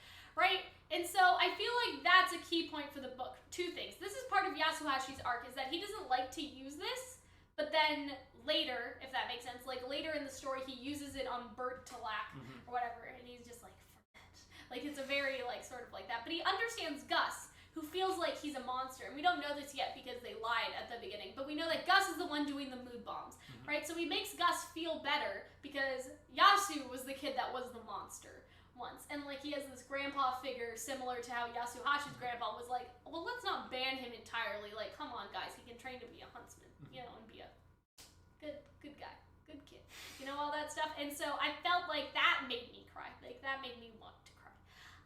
And so I feel that this happened in between the flashbacks because there was a flashback for Coco, there was a flashback for Fox, and there was one for Yasu. So Yasu came first, I think Fox was second, and then Coco got locked in the cabinet. Yeah. So Coco's was the least, I guess, memorable. So there were some Grimm, and I want to sort of. Are we not saving these for the canon ones? We're gonna save them for the canon ones. I want to go over them quick. There was a camel Grimm. So if you look up Dromadon or whatever, it has this picture of a camel that is holding up this battle axe with giant horns, and I was like, what the fuck? There was the jackalope Grimm, and that's self-explanatory for those who know what a jackalope Australians, is. It's you look at it, it's why would you design and a creature with And then there's a giraffe, which Hunter thought was a dragon, but it has short hooves. And so I'm assuming that a giraffe is supposed to be a giraffe. But it had multiple heads. Yeah, a 3-headed giraffe. I love how you say, like, God, don't be ridiculous. It was obviously a 3-headed giraffe. You Well, know, sure, a reasonable thing. Giraffes have hooves. Yes, do they true. not? And yeah, so, you know what I mean? So, when you look up giraffe in Google, the first thing that comes up is a giraffe. So I'm just assuming. Right? I guess that Didn't we see elephant, Grimm, and all that stuff? So these they are like... They were the mammoth. No, not the mammoth. The gigantic... No. What were they called? You know what I... Yeah. But I'm just saying, these are like the giraffe Grimm on like steroids. But after we sort of see these Grimm, because they're all fighting in the desert, by the way, that now the Grimm have been attracted and they're fighting off these Grimm. Team RWBY was actually, because here's how I thought it was in the show. I thought that Team RWBY took over for Team Coffee. Yes. Because they disappeared. But they were actually started out as planning the dance together. Like, don't worry, we'll be back on our mission. You know, relax. And Weiss is, again, talking about the doilies and, like, all that sort of stuff. So they were actually doing it together. So it wasn't like, oh, Team Coffee's gone. Guess we better get Team RWBY to do it. It's like Team RWBY was planning with Coffee from the beginning. Also, everyone knows that Blake is a faunus. And I'm just like... My God. Because remember Jean almost blabs it? Right? Like, oh, don't worry, we all know Blake is a wonderful person who we all love and respect. Right? Pyrrha says that. And so Team Coffee knows. But I would have liked to see Velvet's reaction to knowing, which we didn't get to find out much about. But everyone knows she's a faunus. That's another thing. I feel like there's just scenes where it's like, I feel like you could get more stuff. You could have milked that for more. Yeah, but obviously, again, like you talked about in the word limit, like I'm pretty sure this guy... It's limitations, but at the same time. If this book sells well, that's the thing, he'll get to write another one. Yes. And then they'll be like, okay, write it how long you want. I guess you have more freedom the more... Yeah, you do. And so, you know, there was also this point where Yatsuhashi and them were sort of like, they were defending, and they were like, I always wondered why Pyrrha, and it's like this sad moment, but then they sort of are like, oh, anyway, you know what I mean? Yeah. And they don't do it in a sense like the writer did that. Oh, let's move on from that. It's like the characters are so sad about it, still thinking about Pyrrha to this day, that they can't bear to talk about it, and they have to move on from talking about her. Right, because it's sort of like why Pyrrha like stayed at the school and went to fight Cinder even though it was hopeless. Like that's what they're talking about, and I'm like, now we're all sad, right? So Fox has to go get Edward, who is having this like dementia episode type thing. Because that's what I didn't really understand. I was like, why is Edward fighting Fox? But I think it is because of the mood bombs, first of all, which is still affecting people, and also the fact that Edward is like a little dementia. So he uses Ada in battle against Edward, which is really cool. That's when it's like, you are fighting a 71-year-old male with a shield or whatever Edward has. I legitimately don't remember. It is also a gun. And so that's obviously a Team RWBY reference, which was fun. The fight scenes are so good, guys. Like, they're just so fluid with how they fight, and just to see Fox and Edward fight, because that's the thing. Like, Fox fights twice. But each time, Edward, he doesn't want to hurt, obviously. Edward's an old man. The second time, he's like, nah, we can just arrest you. You know what I mean? Because Bertolac is like, well, why don't you fight me? And then he's like, I don't kill, bitch, or whatever I said earlier. But yeah, so this is all happening sort of in between. So Yatsuhashi's happens first. There's the fight scene. Then it goes back to Lower Karnan at one point. And that's where Team Coffee was. Like after the dance in volume 2. And in volume 3 you see them come back.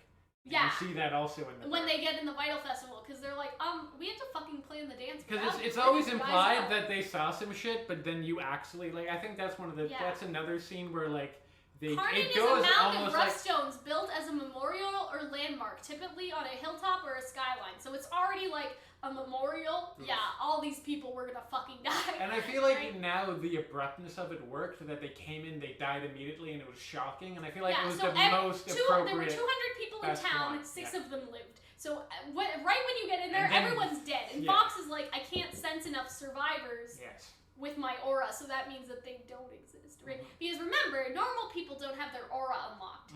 And so, because Miles and Carrie were like, if everyone had their aura unlocked, there would be Grimm attacks every day. Not everyone needs their aura unlocked because they're not huntsmen, right? And it's sort of one of those things where it's like, oh, well, even if they still have aura inside of them, and so it would be a small amount, but Fox would need a lot of them to sense. The fact that he can't sense a lot of them means that they're all dead. And I was like, oh my God. Like, this is when I was like literally screaming and like crying a little bit because it was just like, really? Like, what is happening? Also, there is a shipping moment where Velvet is like, it's okay, Yatsuhashi, don't worry. Like, sort of like one of those like cheek ones. So the old man says, thanks the brothers, you have found us. And so remember how Crow's like, some people don't believe in religion anymore, but some people do. And so obviously these people still believe in the Brothers Grimm, which means there are still stories. But I'm sure other people believe in other things like fate and destiny and, oh, do you remember the man and the woman? They were gods or something. Like, you know, Ozpin and Salem, like that story. So obviously some people clearly still believe in the Brothers Grimm. So only this man, Linus, his wife Rhea, the boy who's Landier, and Landier, and his 3 daughters Phoebe, Helen, and Cleo are all fucking dead. Yep. And so that was traumatic, right? To see, because I thought they were trying to give us hope. Like 200 people died, but those 6 people are in the cave. Like they're gonna say those 6 people. By Goliath. Yeah, and so. This is where Coco has like a kind of flashback, like it doesn't go into full flashback mode like Yatsuhashi, but as a kid you got stuck in a cabinet while playing hide and seek or something like that, and your brothers just were like, oh, I guess she gave up, and like they gave up looking for her and she was stuck in the cabinet, so she's like claustrophobic because of that experience and all that, and she has to like crawl in this cave, and there's a Deathstalker in there, and then there's the Goliath, and it's just one Grimm after another, and it's just ridiculous. Right, and so Linus got caught on the Deathstalker. The Deathstalker was like, like got him or whatever. And so Coco made that exact starts noise blindly shooting because she's just like, what else do we do? And she starts to bring the cave down, right? And so I was like, what the fuck? And so the Goliath actually destroyed the actual city. And what we know from the Goliath is I don't think Goliaths are coincidences, because if you guys remember, the Goliath is the giant elephant that Grimm. they see and they say that they hardly attack because they're smart and they're old. And so that makes me think that this was like a Salem type potentially thing, you know what I mean? But it was also, you see that they're immediately like, you also get the idea that it wasn't attacking, it was just stepping places, it was just moving. It slid down the slope and crushed the cave entrance, but it apparently destroyed the town. Like, the Grimm destroyed the town, and so you have to wonder why. Because like this Grimm, obviously the Grimm's not harmless, but it's smart because it's lived so old. And the second Coco starts shooting at it, it turns around and just not bothered. It's just like, fuck y'all. But it slides down the slope, and then it's like, bye! Like, it's just like, oh my god. And there are also creeps, which are things in Grimm Eclipse, they're these little like... the 2-armed one? Like they're little like 2-armed bullies, and they have like the burrow things. So obviously it's like, the Goliath wasn't the only Grimm, but... Other Grimm were that, like, I guess it was just like, mad. I don't know why this Grimm decided to attack this town.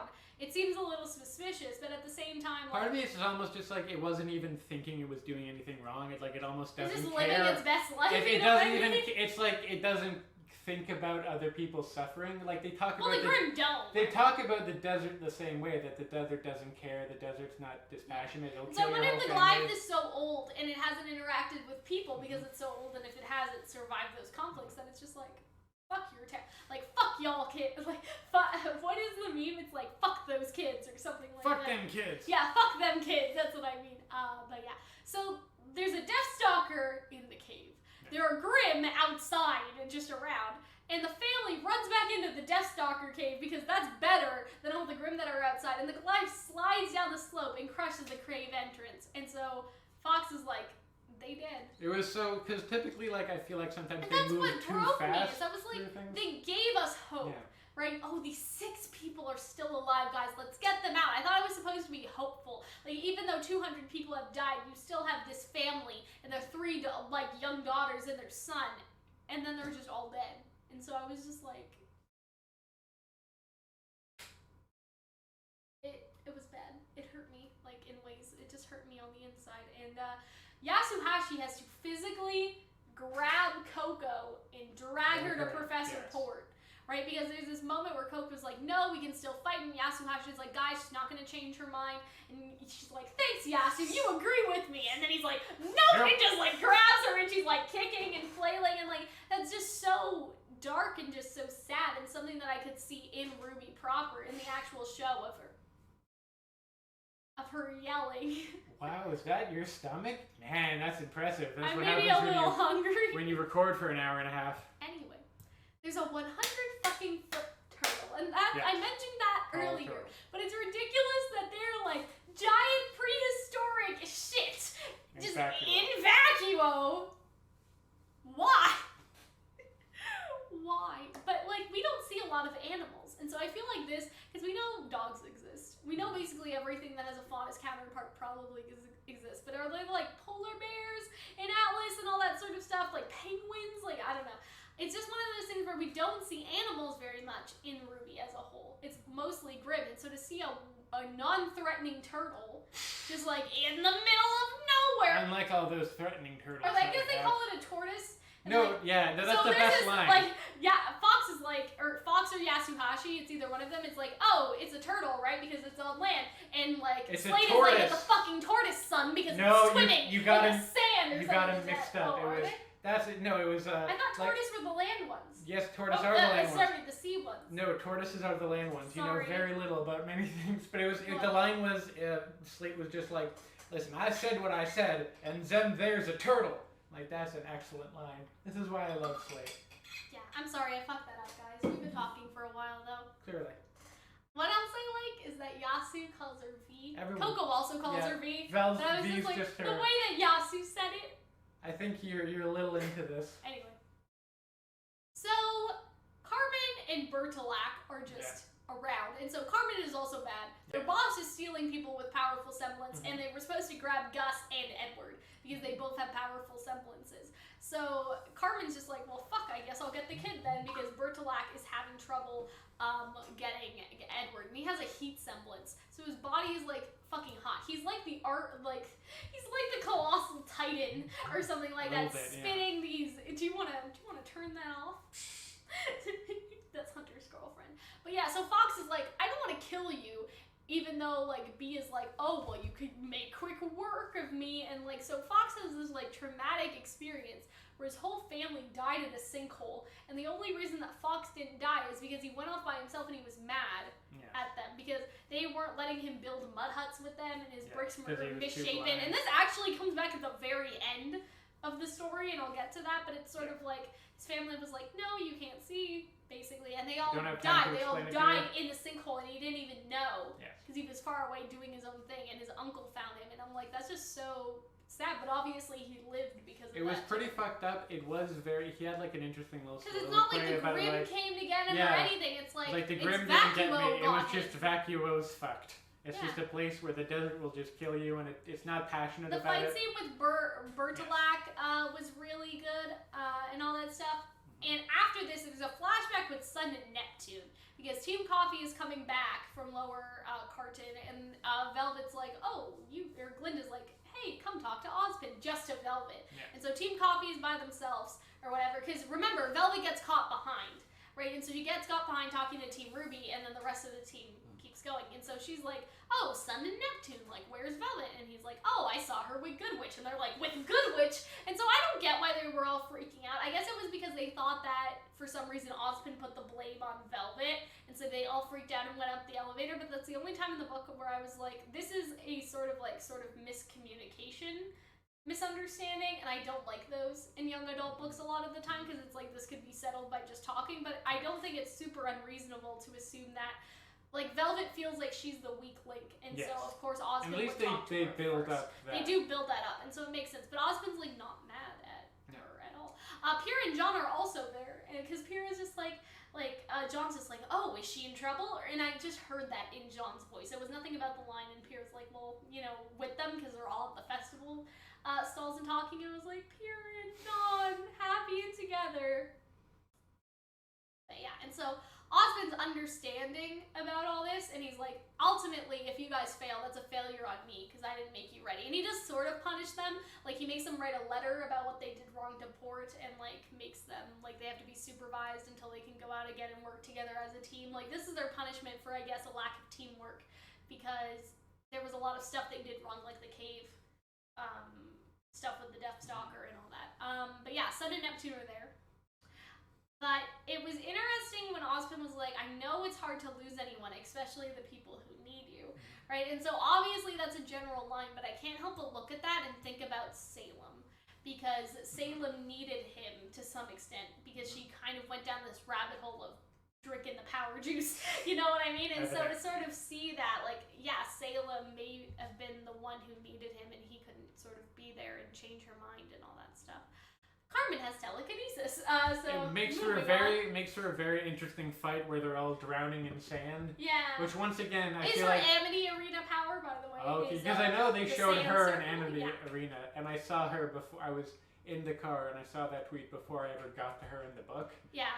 So it was a bit of like okay, I guess you're important. But yeah, that was nice because they had the fight with Bertolac, and then Fox was like, oh yeah, so Carmen's bad, and Carmen was just like, well, guess I gotta fight y'all, and so she like spins the sand and they're all sort of drowning, and like it's also sort of dark because like Yatsuhashi's like, I don't know, somebody's holding up Velvet because she's so short or something like that, and it was just like, oh my god. Like, how would you feel if they created an Amity Arena character that was just the giant turtle? Oh my god. And just bowed. I have something that I feel like they should do, but I'll talk about that at the very end of this, which is again long because this is a book, right? So this is multiple RWBY episodes combined. Like if you think about it, this would be at least like 4 RWBY episodes if this was put into a plot or something like that. So then there's the blind worm Grimm, because of course you need something else. Like first you're fighting against Bertolac, and Yatsuhashi is able to be like, forget that you're existing or whatever, like forget yourself, you know? Like he basically makes him forget a memory that Bertolac now thinks that Carmen is running away with Gus and two-timed him, betrayed him, backstabbed him, and so that's very interesting as a line as well. Just because now it's sort of infighting where Carmen's like, I didn't fucking do that, like what the fuck's wrong with you? But obviously he doesn't remember. But then the blind worm Grimm is like, oh, you guys are all fighting? Great! And my turn! And it's a giant, like, kind of like the worms like from Tremors, or like the Sarlacc from Star Wars, just a giant, toothy monster. So Coco gets swallowed. I was like, are they gonna kill Coco? For a second, I was like, they would do it. And it's just like inside, like it didn't digest her yet, I guess, and so she was able to get out. But here we find, because Velvet has to take out these saws that were Roy's saws from Team Bronze, all of Team Bronze is dead. Likely dead.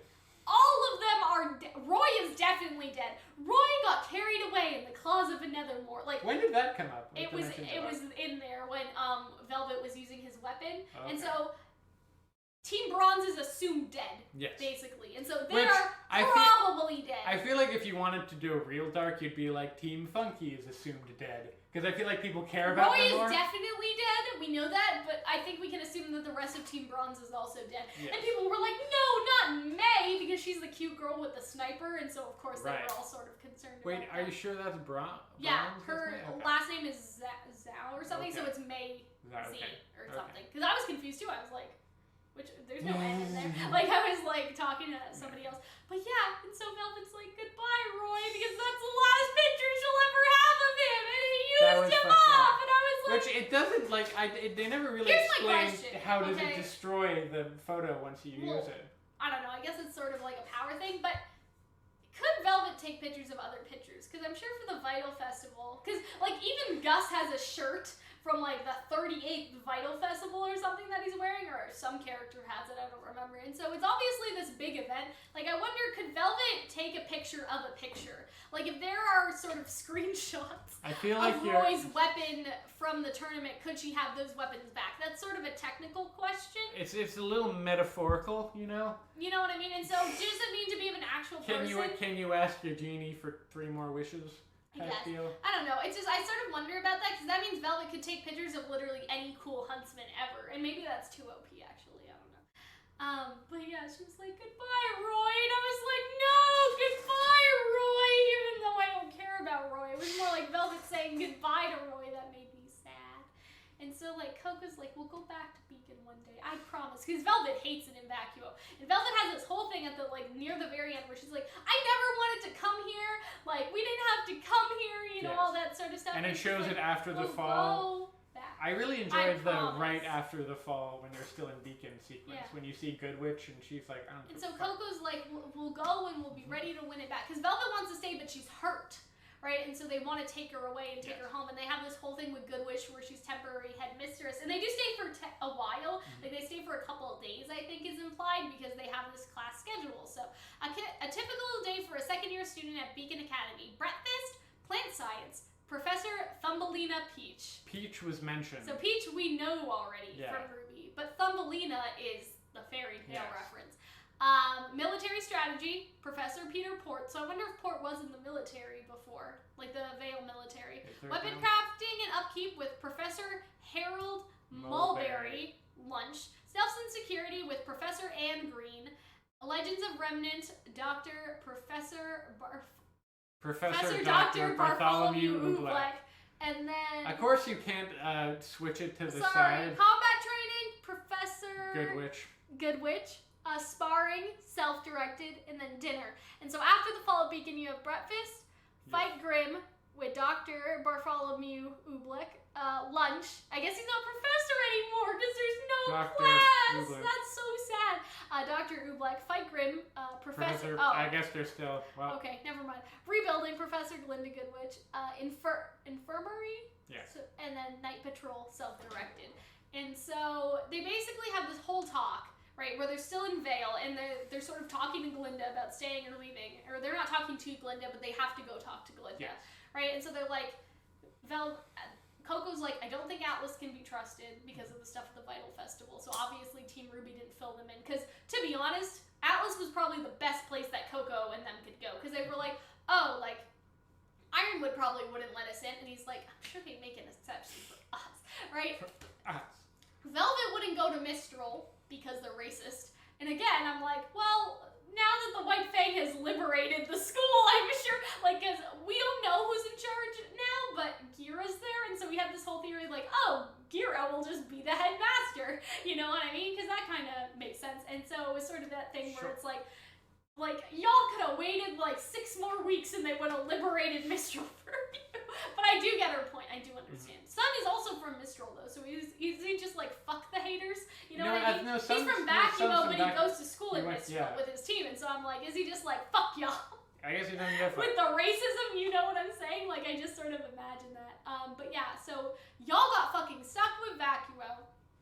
And so Glinda gives them their transcripts, a letter of recommendation, and a warning. He's never seen a team before like yours. So he, again, the headmaster is a guy. Yes. Anyway, I'm gonna ask about that at the RWBY panel. I'm like, so guys, like, who is Professor, or after the Fall panel, who is he based off of? I just want to know. Like, not in a rude way, like, you know what I mean? I just want to know. As much as we've been worried about your safety while you've been here, you've shown that these concerns are unnecessary. I'm proud that you'll be going out into the world to complete your training, and I have no doubt you will be exemplary huntsmen and huntresses because you already are. And so I'm like, Glinda, because Glinda's really no-nonsense, fashionable woman. Coco even says that. Glinda's no-nonsense, and she's fashionable. And so in my crackpot shit mind, I'm just like, Glinda Coco is gay for Coco. Or wait, for Glinda. Coco is gay for Glinda. She loves herself too, but Coco may be gay for Glinda. Okay. Like, you know how you have a crush on teachers at school? Like, I never had that. Other people do that. Apparently do. I've never been able to relate to that. But yeah, so that's what I'm sort of thinking about, that she has a girl crush on Glinda. You won't have the privilege of hearing Professor Ozpin deliver his graduation speech, but there's one thing he tells every class that I want to share with you. And so I hope that this is when the show is over, all the cutscenes are playing with, like, RWBY going back home and hugging her dad, or, like, visiting Summer's grave, and then Yang and Blake riding off together into the sunset, and then Weiss doing a speech for the Sneed, like, however the show ends.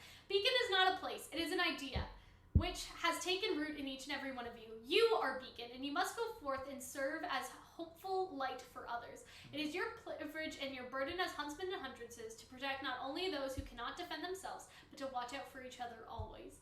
Now, get out of here. At least now, get the fuck out now. But he says that every year, and so this is how I want the show to end. I want Ozpin to read that. Like, I want Ozpin to go to school as Oscar, restart the school, because the school is rebuilt, the school is clear of Grimm. He's giving the graduation speech that Team RWBY and Team Coffee and all of them never had, and I guess the 3rd and 4th years, because we don't know how long Beacon is actually. Maybe there is only 2 years, but let's just assume there's not. Like, just give them the graduation speech they never had, and then the show ends with that little speech that you are Beacon, and you protect each other, and you're and then, like, they're like, I want to live in hope again. And I was just like, they want to live in hope again, Hunter. They want to live in hope again. And I was like, oh. Anyway, Coco got swallowed by the blind worm, and then she has to fight Carmen. That's an emotional whiplash. Thanks for that, Cal. And so Coco's like, I can't believe I thought you were cute. And so that's like our 5th or 6th gay point. At this point, guys, she's gay. Like, there's no possibility, there's no fucking way that someone's gonna read this book, actually read it, not be like some sort of biased, like, homophobe and be like, oh, well, she looks straight to me. Like, my guy. Because people are gonna say that. People even said that about Ilya. Oh, just because she wants Blake to like her doesn't mean she's gay. And even after Miles and Carrie confirmed it, it's like, oh, well, that doesn't mean she's gay. And I'm just like... What I really liked about the scene is Velvet uses Flint's trumpet to clear all the fucking sand or whatever. Like, I thought that was really creative. But they basically beat up Carmen, and they already beat up Bertolac, and they tie them up. They're like, oh, we'll just deliver you to the police or whatever. And Professor Theodore apparently sends them to the police and all that stuff. So that's basically how it ends. They kill the worm. They ride on the turtle, and at the very end, well, I guess here's what happened. The turtle people left already. So the turtle, like, went to shade, I suppose, because Sun and Neptune are like, oh, we're out here because we saw some refugees, and then Slate is sort of with them. I think that's how it went. It was weird and jumbled at the end. It was a little jumbled, so I didn't really get that, but I think the turtle people left, and so it left Team Coffee to fight Carmen and Bertolac alone, basically, with the blind worm. And so the turtle people went off, and like they were like, Sun, Neptune, what are you doing here? And they're like, oh, well, we were sent out to help the refugees, and Slade and Edward got, like, they're just all fucking okay, so it's fine. I thought Grandpa was gonna die when he was like, Yatsuhashi, come closer. Like, he was doing this, like, sort of, I can't do it, I can't block their stuff. And he's like, you can't! I was like, no, don't let the old man die! But he's okay, so it's okay. But yeah, so Team Sun just arrives at the end of the book and, like, fills Team Coffee in on Ruby and Juniper and whatever else they know. You know, Team Sun I don't think knows about Salem, per se, and so, like, because obviously Salem does that, like, huge scary thing, like Emerald does the thing, but I don't think Sun knows about that, so they don't know about Salem, but they know about at least what Ruby and Juniper have been up to this entire time, and how they're on this sort of adventure and all that. And so, Scarlet and Sage aren't there. Okay. And I don't... Well, as I said, it was all of Team Sun. It's just that Scarlet and Sage don't have lines. Talk. And so here's what I'm thinking, is I'm sort of concerned because a couple months ago, or last year, we did this video about how Scarlet and Sage are rumored to be dead, and we didn't see them talk in the book. And so what if this is all of Team Sun? Just these two are all of Team Sun. Because I don't remember them explicitly stating, oh, Scarlet, or Sun, Neptune, Sage, Scarlet. They only say Sun, Neptune, what are you doing here? And I'm just like, y'all killed the gay? Because Scarlet was gay. And people were like, it's unfortunate that Coco and Scarlet couldn't have a gay interaction together. Neptune hits on Coco, and I feel like it could be a running gag that Neptune hits on all the gays, or sniffs out all the gays, which would mean that Weiss, he hits on Weiss, and Weiss is a lesbian. He hits on Ilya, and Ilya is a lesbian. He hits on Coco, and Coco's a lesbian. Yeah, I love how you reverse engineered Weiss's being sexuality. lesbian? Yeah, I mean, what if that's what if that's the thing though? What if he's sniffing out the gays? And like, you know, Weiss could be. I think she's more of a bisexual. Personally, that's how I headcanon Weiss, just based on because she did kind of like Neptune, right? And so that's sort of the thing. Like Ilya, we know is confirmed to be a lesbian, and so I'm just saying that Neptune sniffs out the gays and starts to hit on them, and that includes Weiss. Thank you for coming to my TED Talk. So I think the city is called Kanoqua, which is also Rock. And Oscaro is the Vacuo combat school, and so that's probably how, like, RWBY went to Signal and all that. So Gus actually goes to the combat school to better hone his power, and, like, he stays with Grandpa and all that stuff. And Theodore, like, basically sends Bertolac and Carmen to the police. He's just like, well, fuck y'all. And there is sort of this mystery at the end, like, oh, well, who's kidnapping people? We don't know. And Coco's like, we won this battle, but not the war, because someone's kidnapping people. And we'll talk about that in a different video, because we have ideas about that are way too long for this.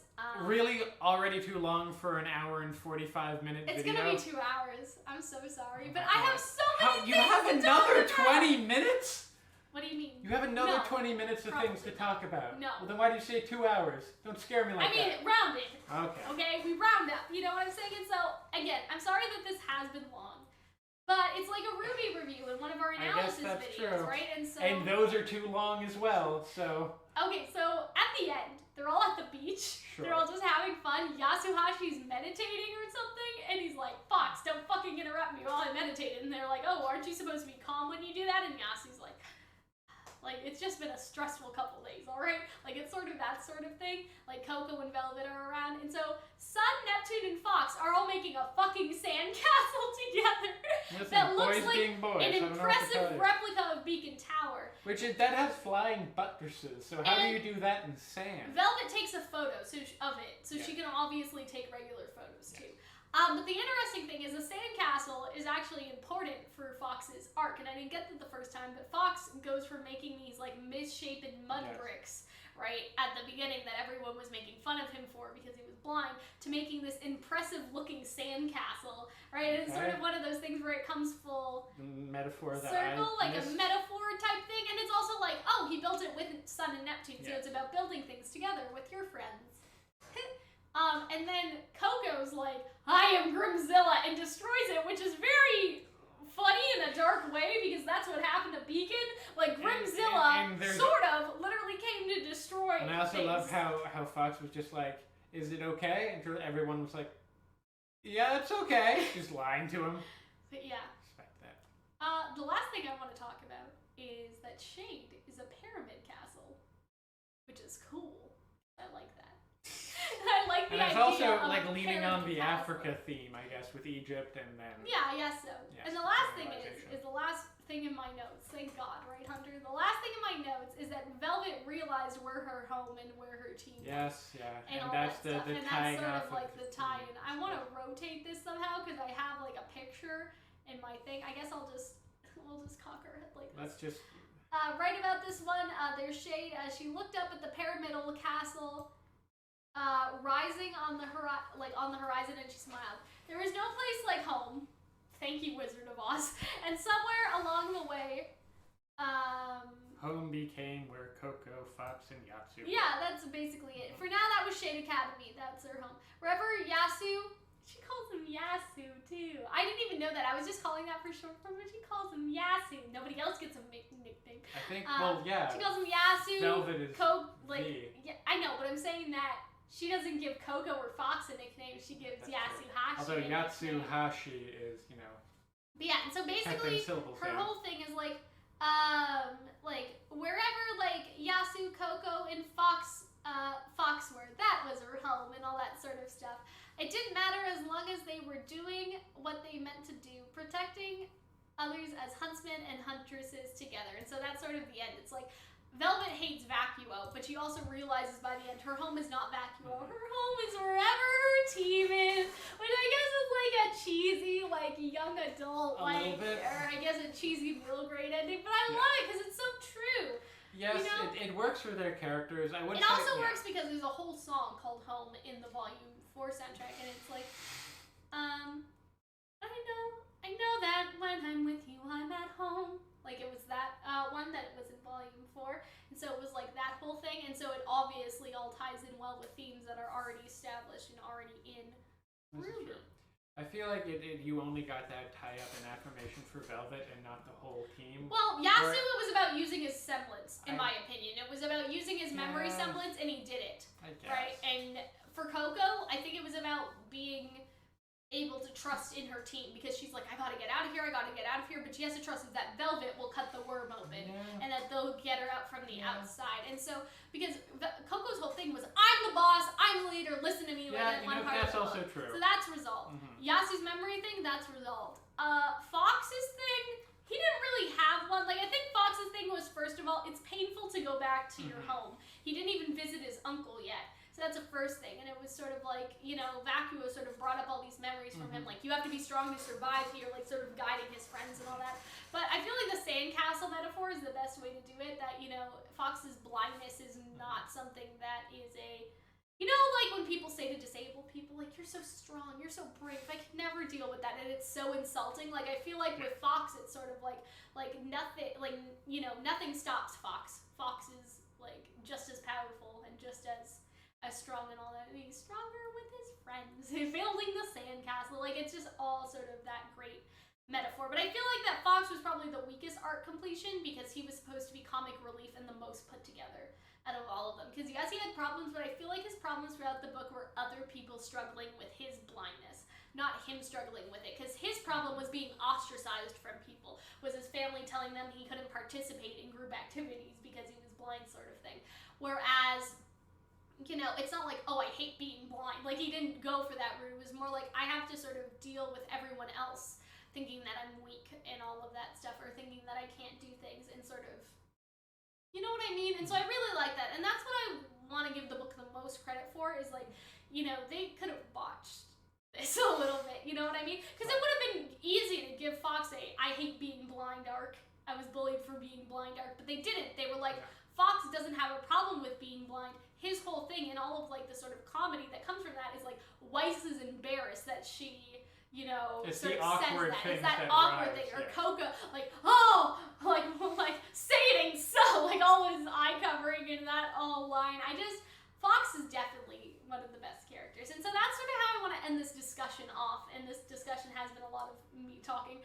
I'm aware. Just because I have so many feelings. But, like, by the end, who is your favorite character? Because I would say that Fox is first because he's just so fucking funny. Like, he's just sort of a joy to read. So I would say that that's definitely first. My second would be Yatsu, just because he's just so soft and so huggable. I guess next would be, like, Coco and then Velvet, just because Velvet, we already knew she was sort of, like, sweet and, like, all that stuff. And so she's not necessarily my favorite out of the team after this, but I don't think she's bad. Like, I think all of them are good characters.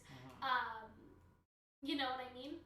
And so, like, that's not a problem. It's just sort of like, we already knew things about Velvet, and so the most interesting character was, of course, Fox, because we knew nothing about him. I would agree. You know what I mean? You were and most so second with surprised Yahtzee. Yahtzee? Oh, Christ. It's been 2 hours. Let's wrap this up before we start talking about Yahtzee.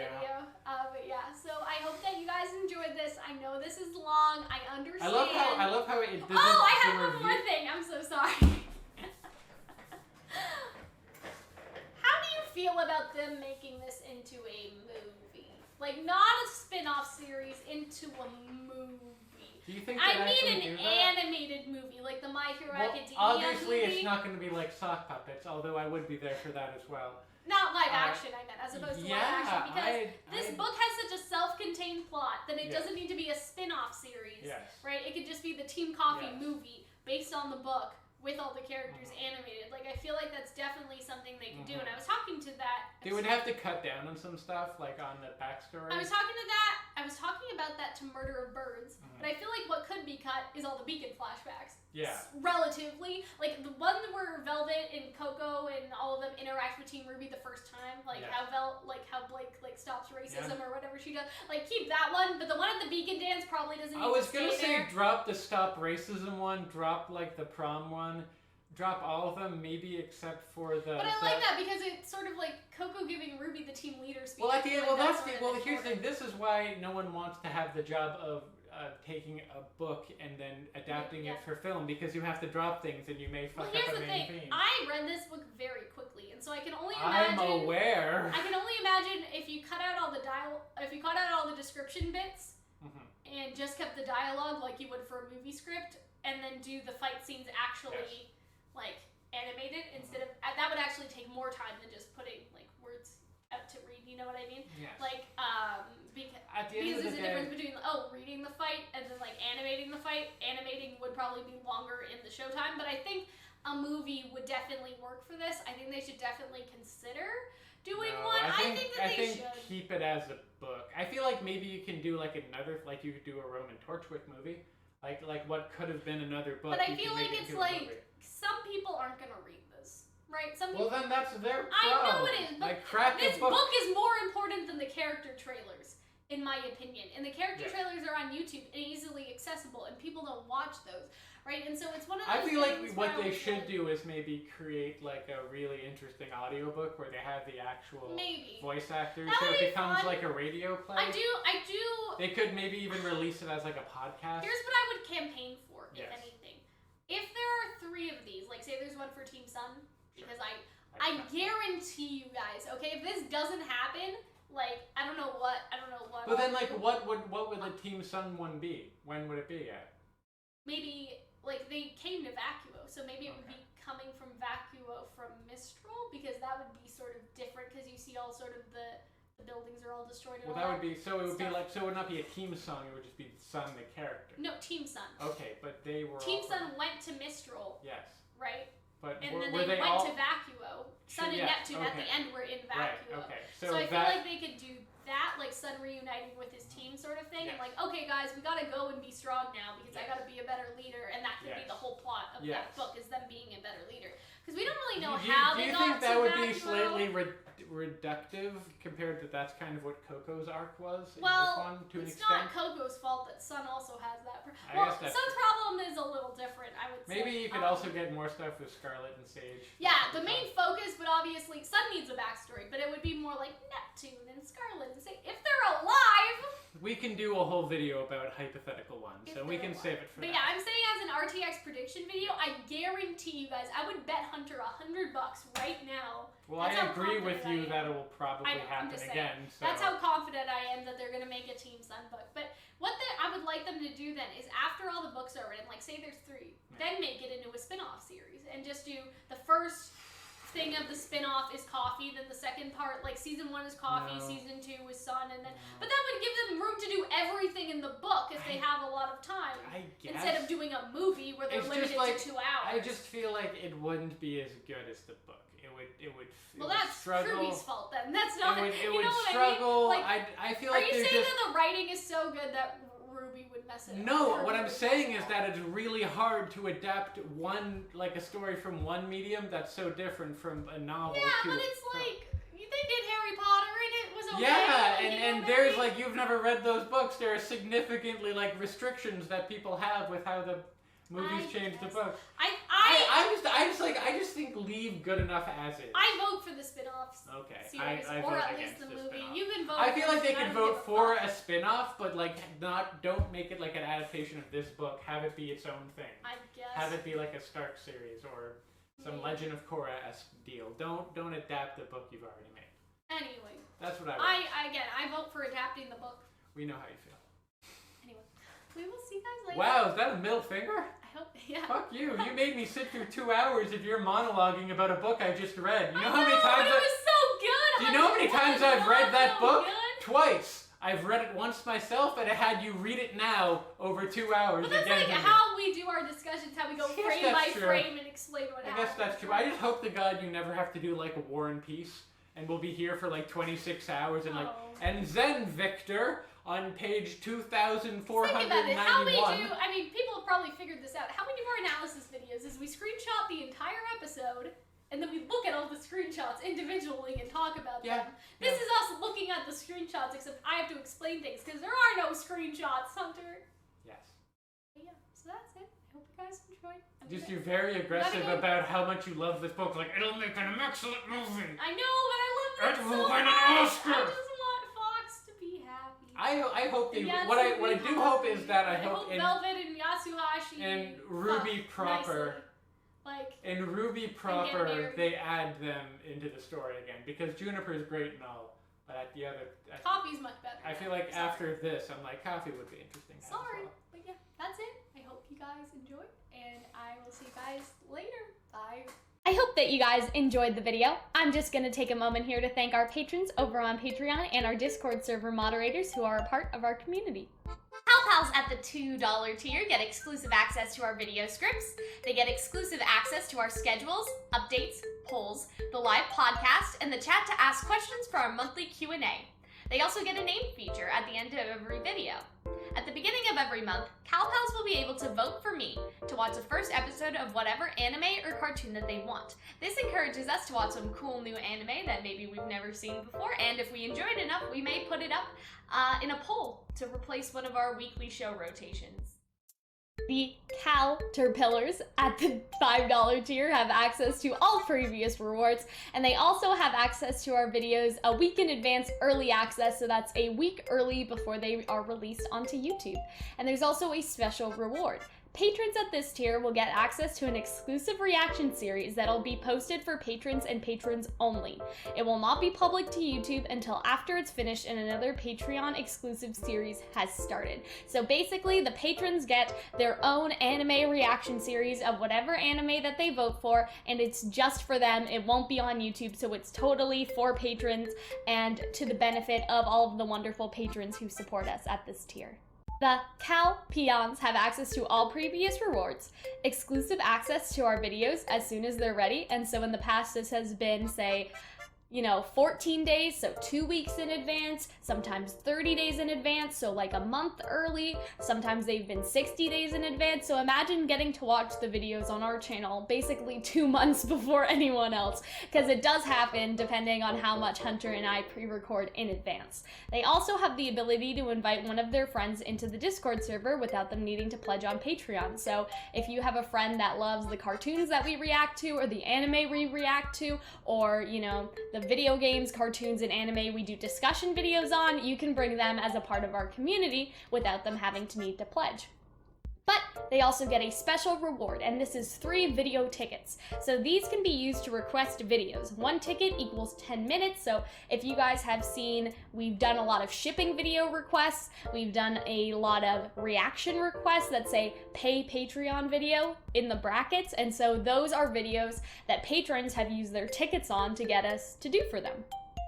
The Calxyns have access to the Calxyn, which is a special reward for this tier that I'll explain in a moment, but they get access to all previous rewards. They get 6 video tickets, which would be long enough for, say, 2 anime episode reactions, or 6 10-minute videos, so 6 shipping videos, for example, 6 discussion videos if they're all 10 minutes long, and they also have the ability to invite 2 of their friends into the Discord server without them needing to pledge on Patreon.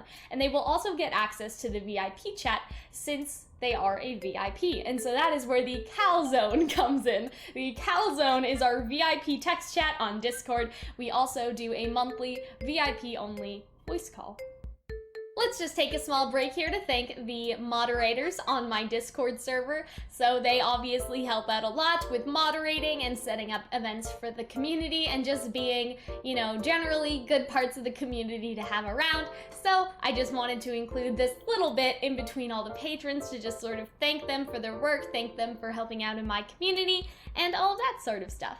The Calxiyn have access to all previous rewards, 15 video tickets, the ability to add me as a friend on Discord so I can go ahead and make a private group chat with them so they have direct private access to us, the ability to invite 3 of their friends onto the Discord server without them needing to pledge on Patreon. Those friends will also get access to the VIP chat as well, and their special reward is auto-hosting their live streams on my Twitch and being able to promote their videos in the Discord server. The Catastrophes have access to all previous rewards, 30 video tickets, access to my private Instagram, Snapchat, and a private group with just Hunter and I. They have the ability to invite 5 of their friends into the Discord server without them needing to pledge over on Patreon, and those friends will also get access to the VIP chat since at the $100 tier you are, of course, a VIP. For the special reward, we would make videos and collaborate together, so we could write the script together, record the lines together, edit and post the video on my channel. They would be sort of credited, and all of their links would be posted in the description and all of that normal stuff that you would expect from a collaboration like this. But obviously it is a very special project because it would be, from a patron, it would be sort of a community project, and that's why it's one of my favorite special rewards. So again, one big thank you to all the patrons over on Patreon who help keep the channel alive. I love you guys, and I will see you in the next video. Bye.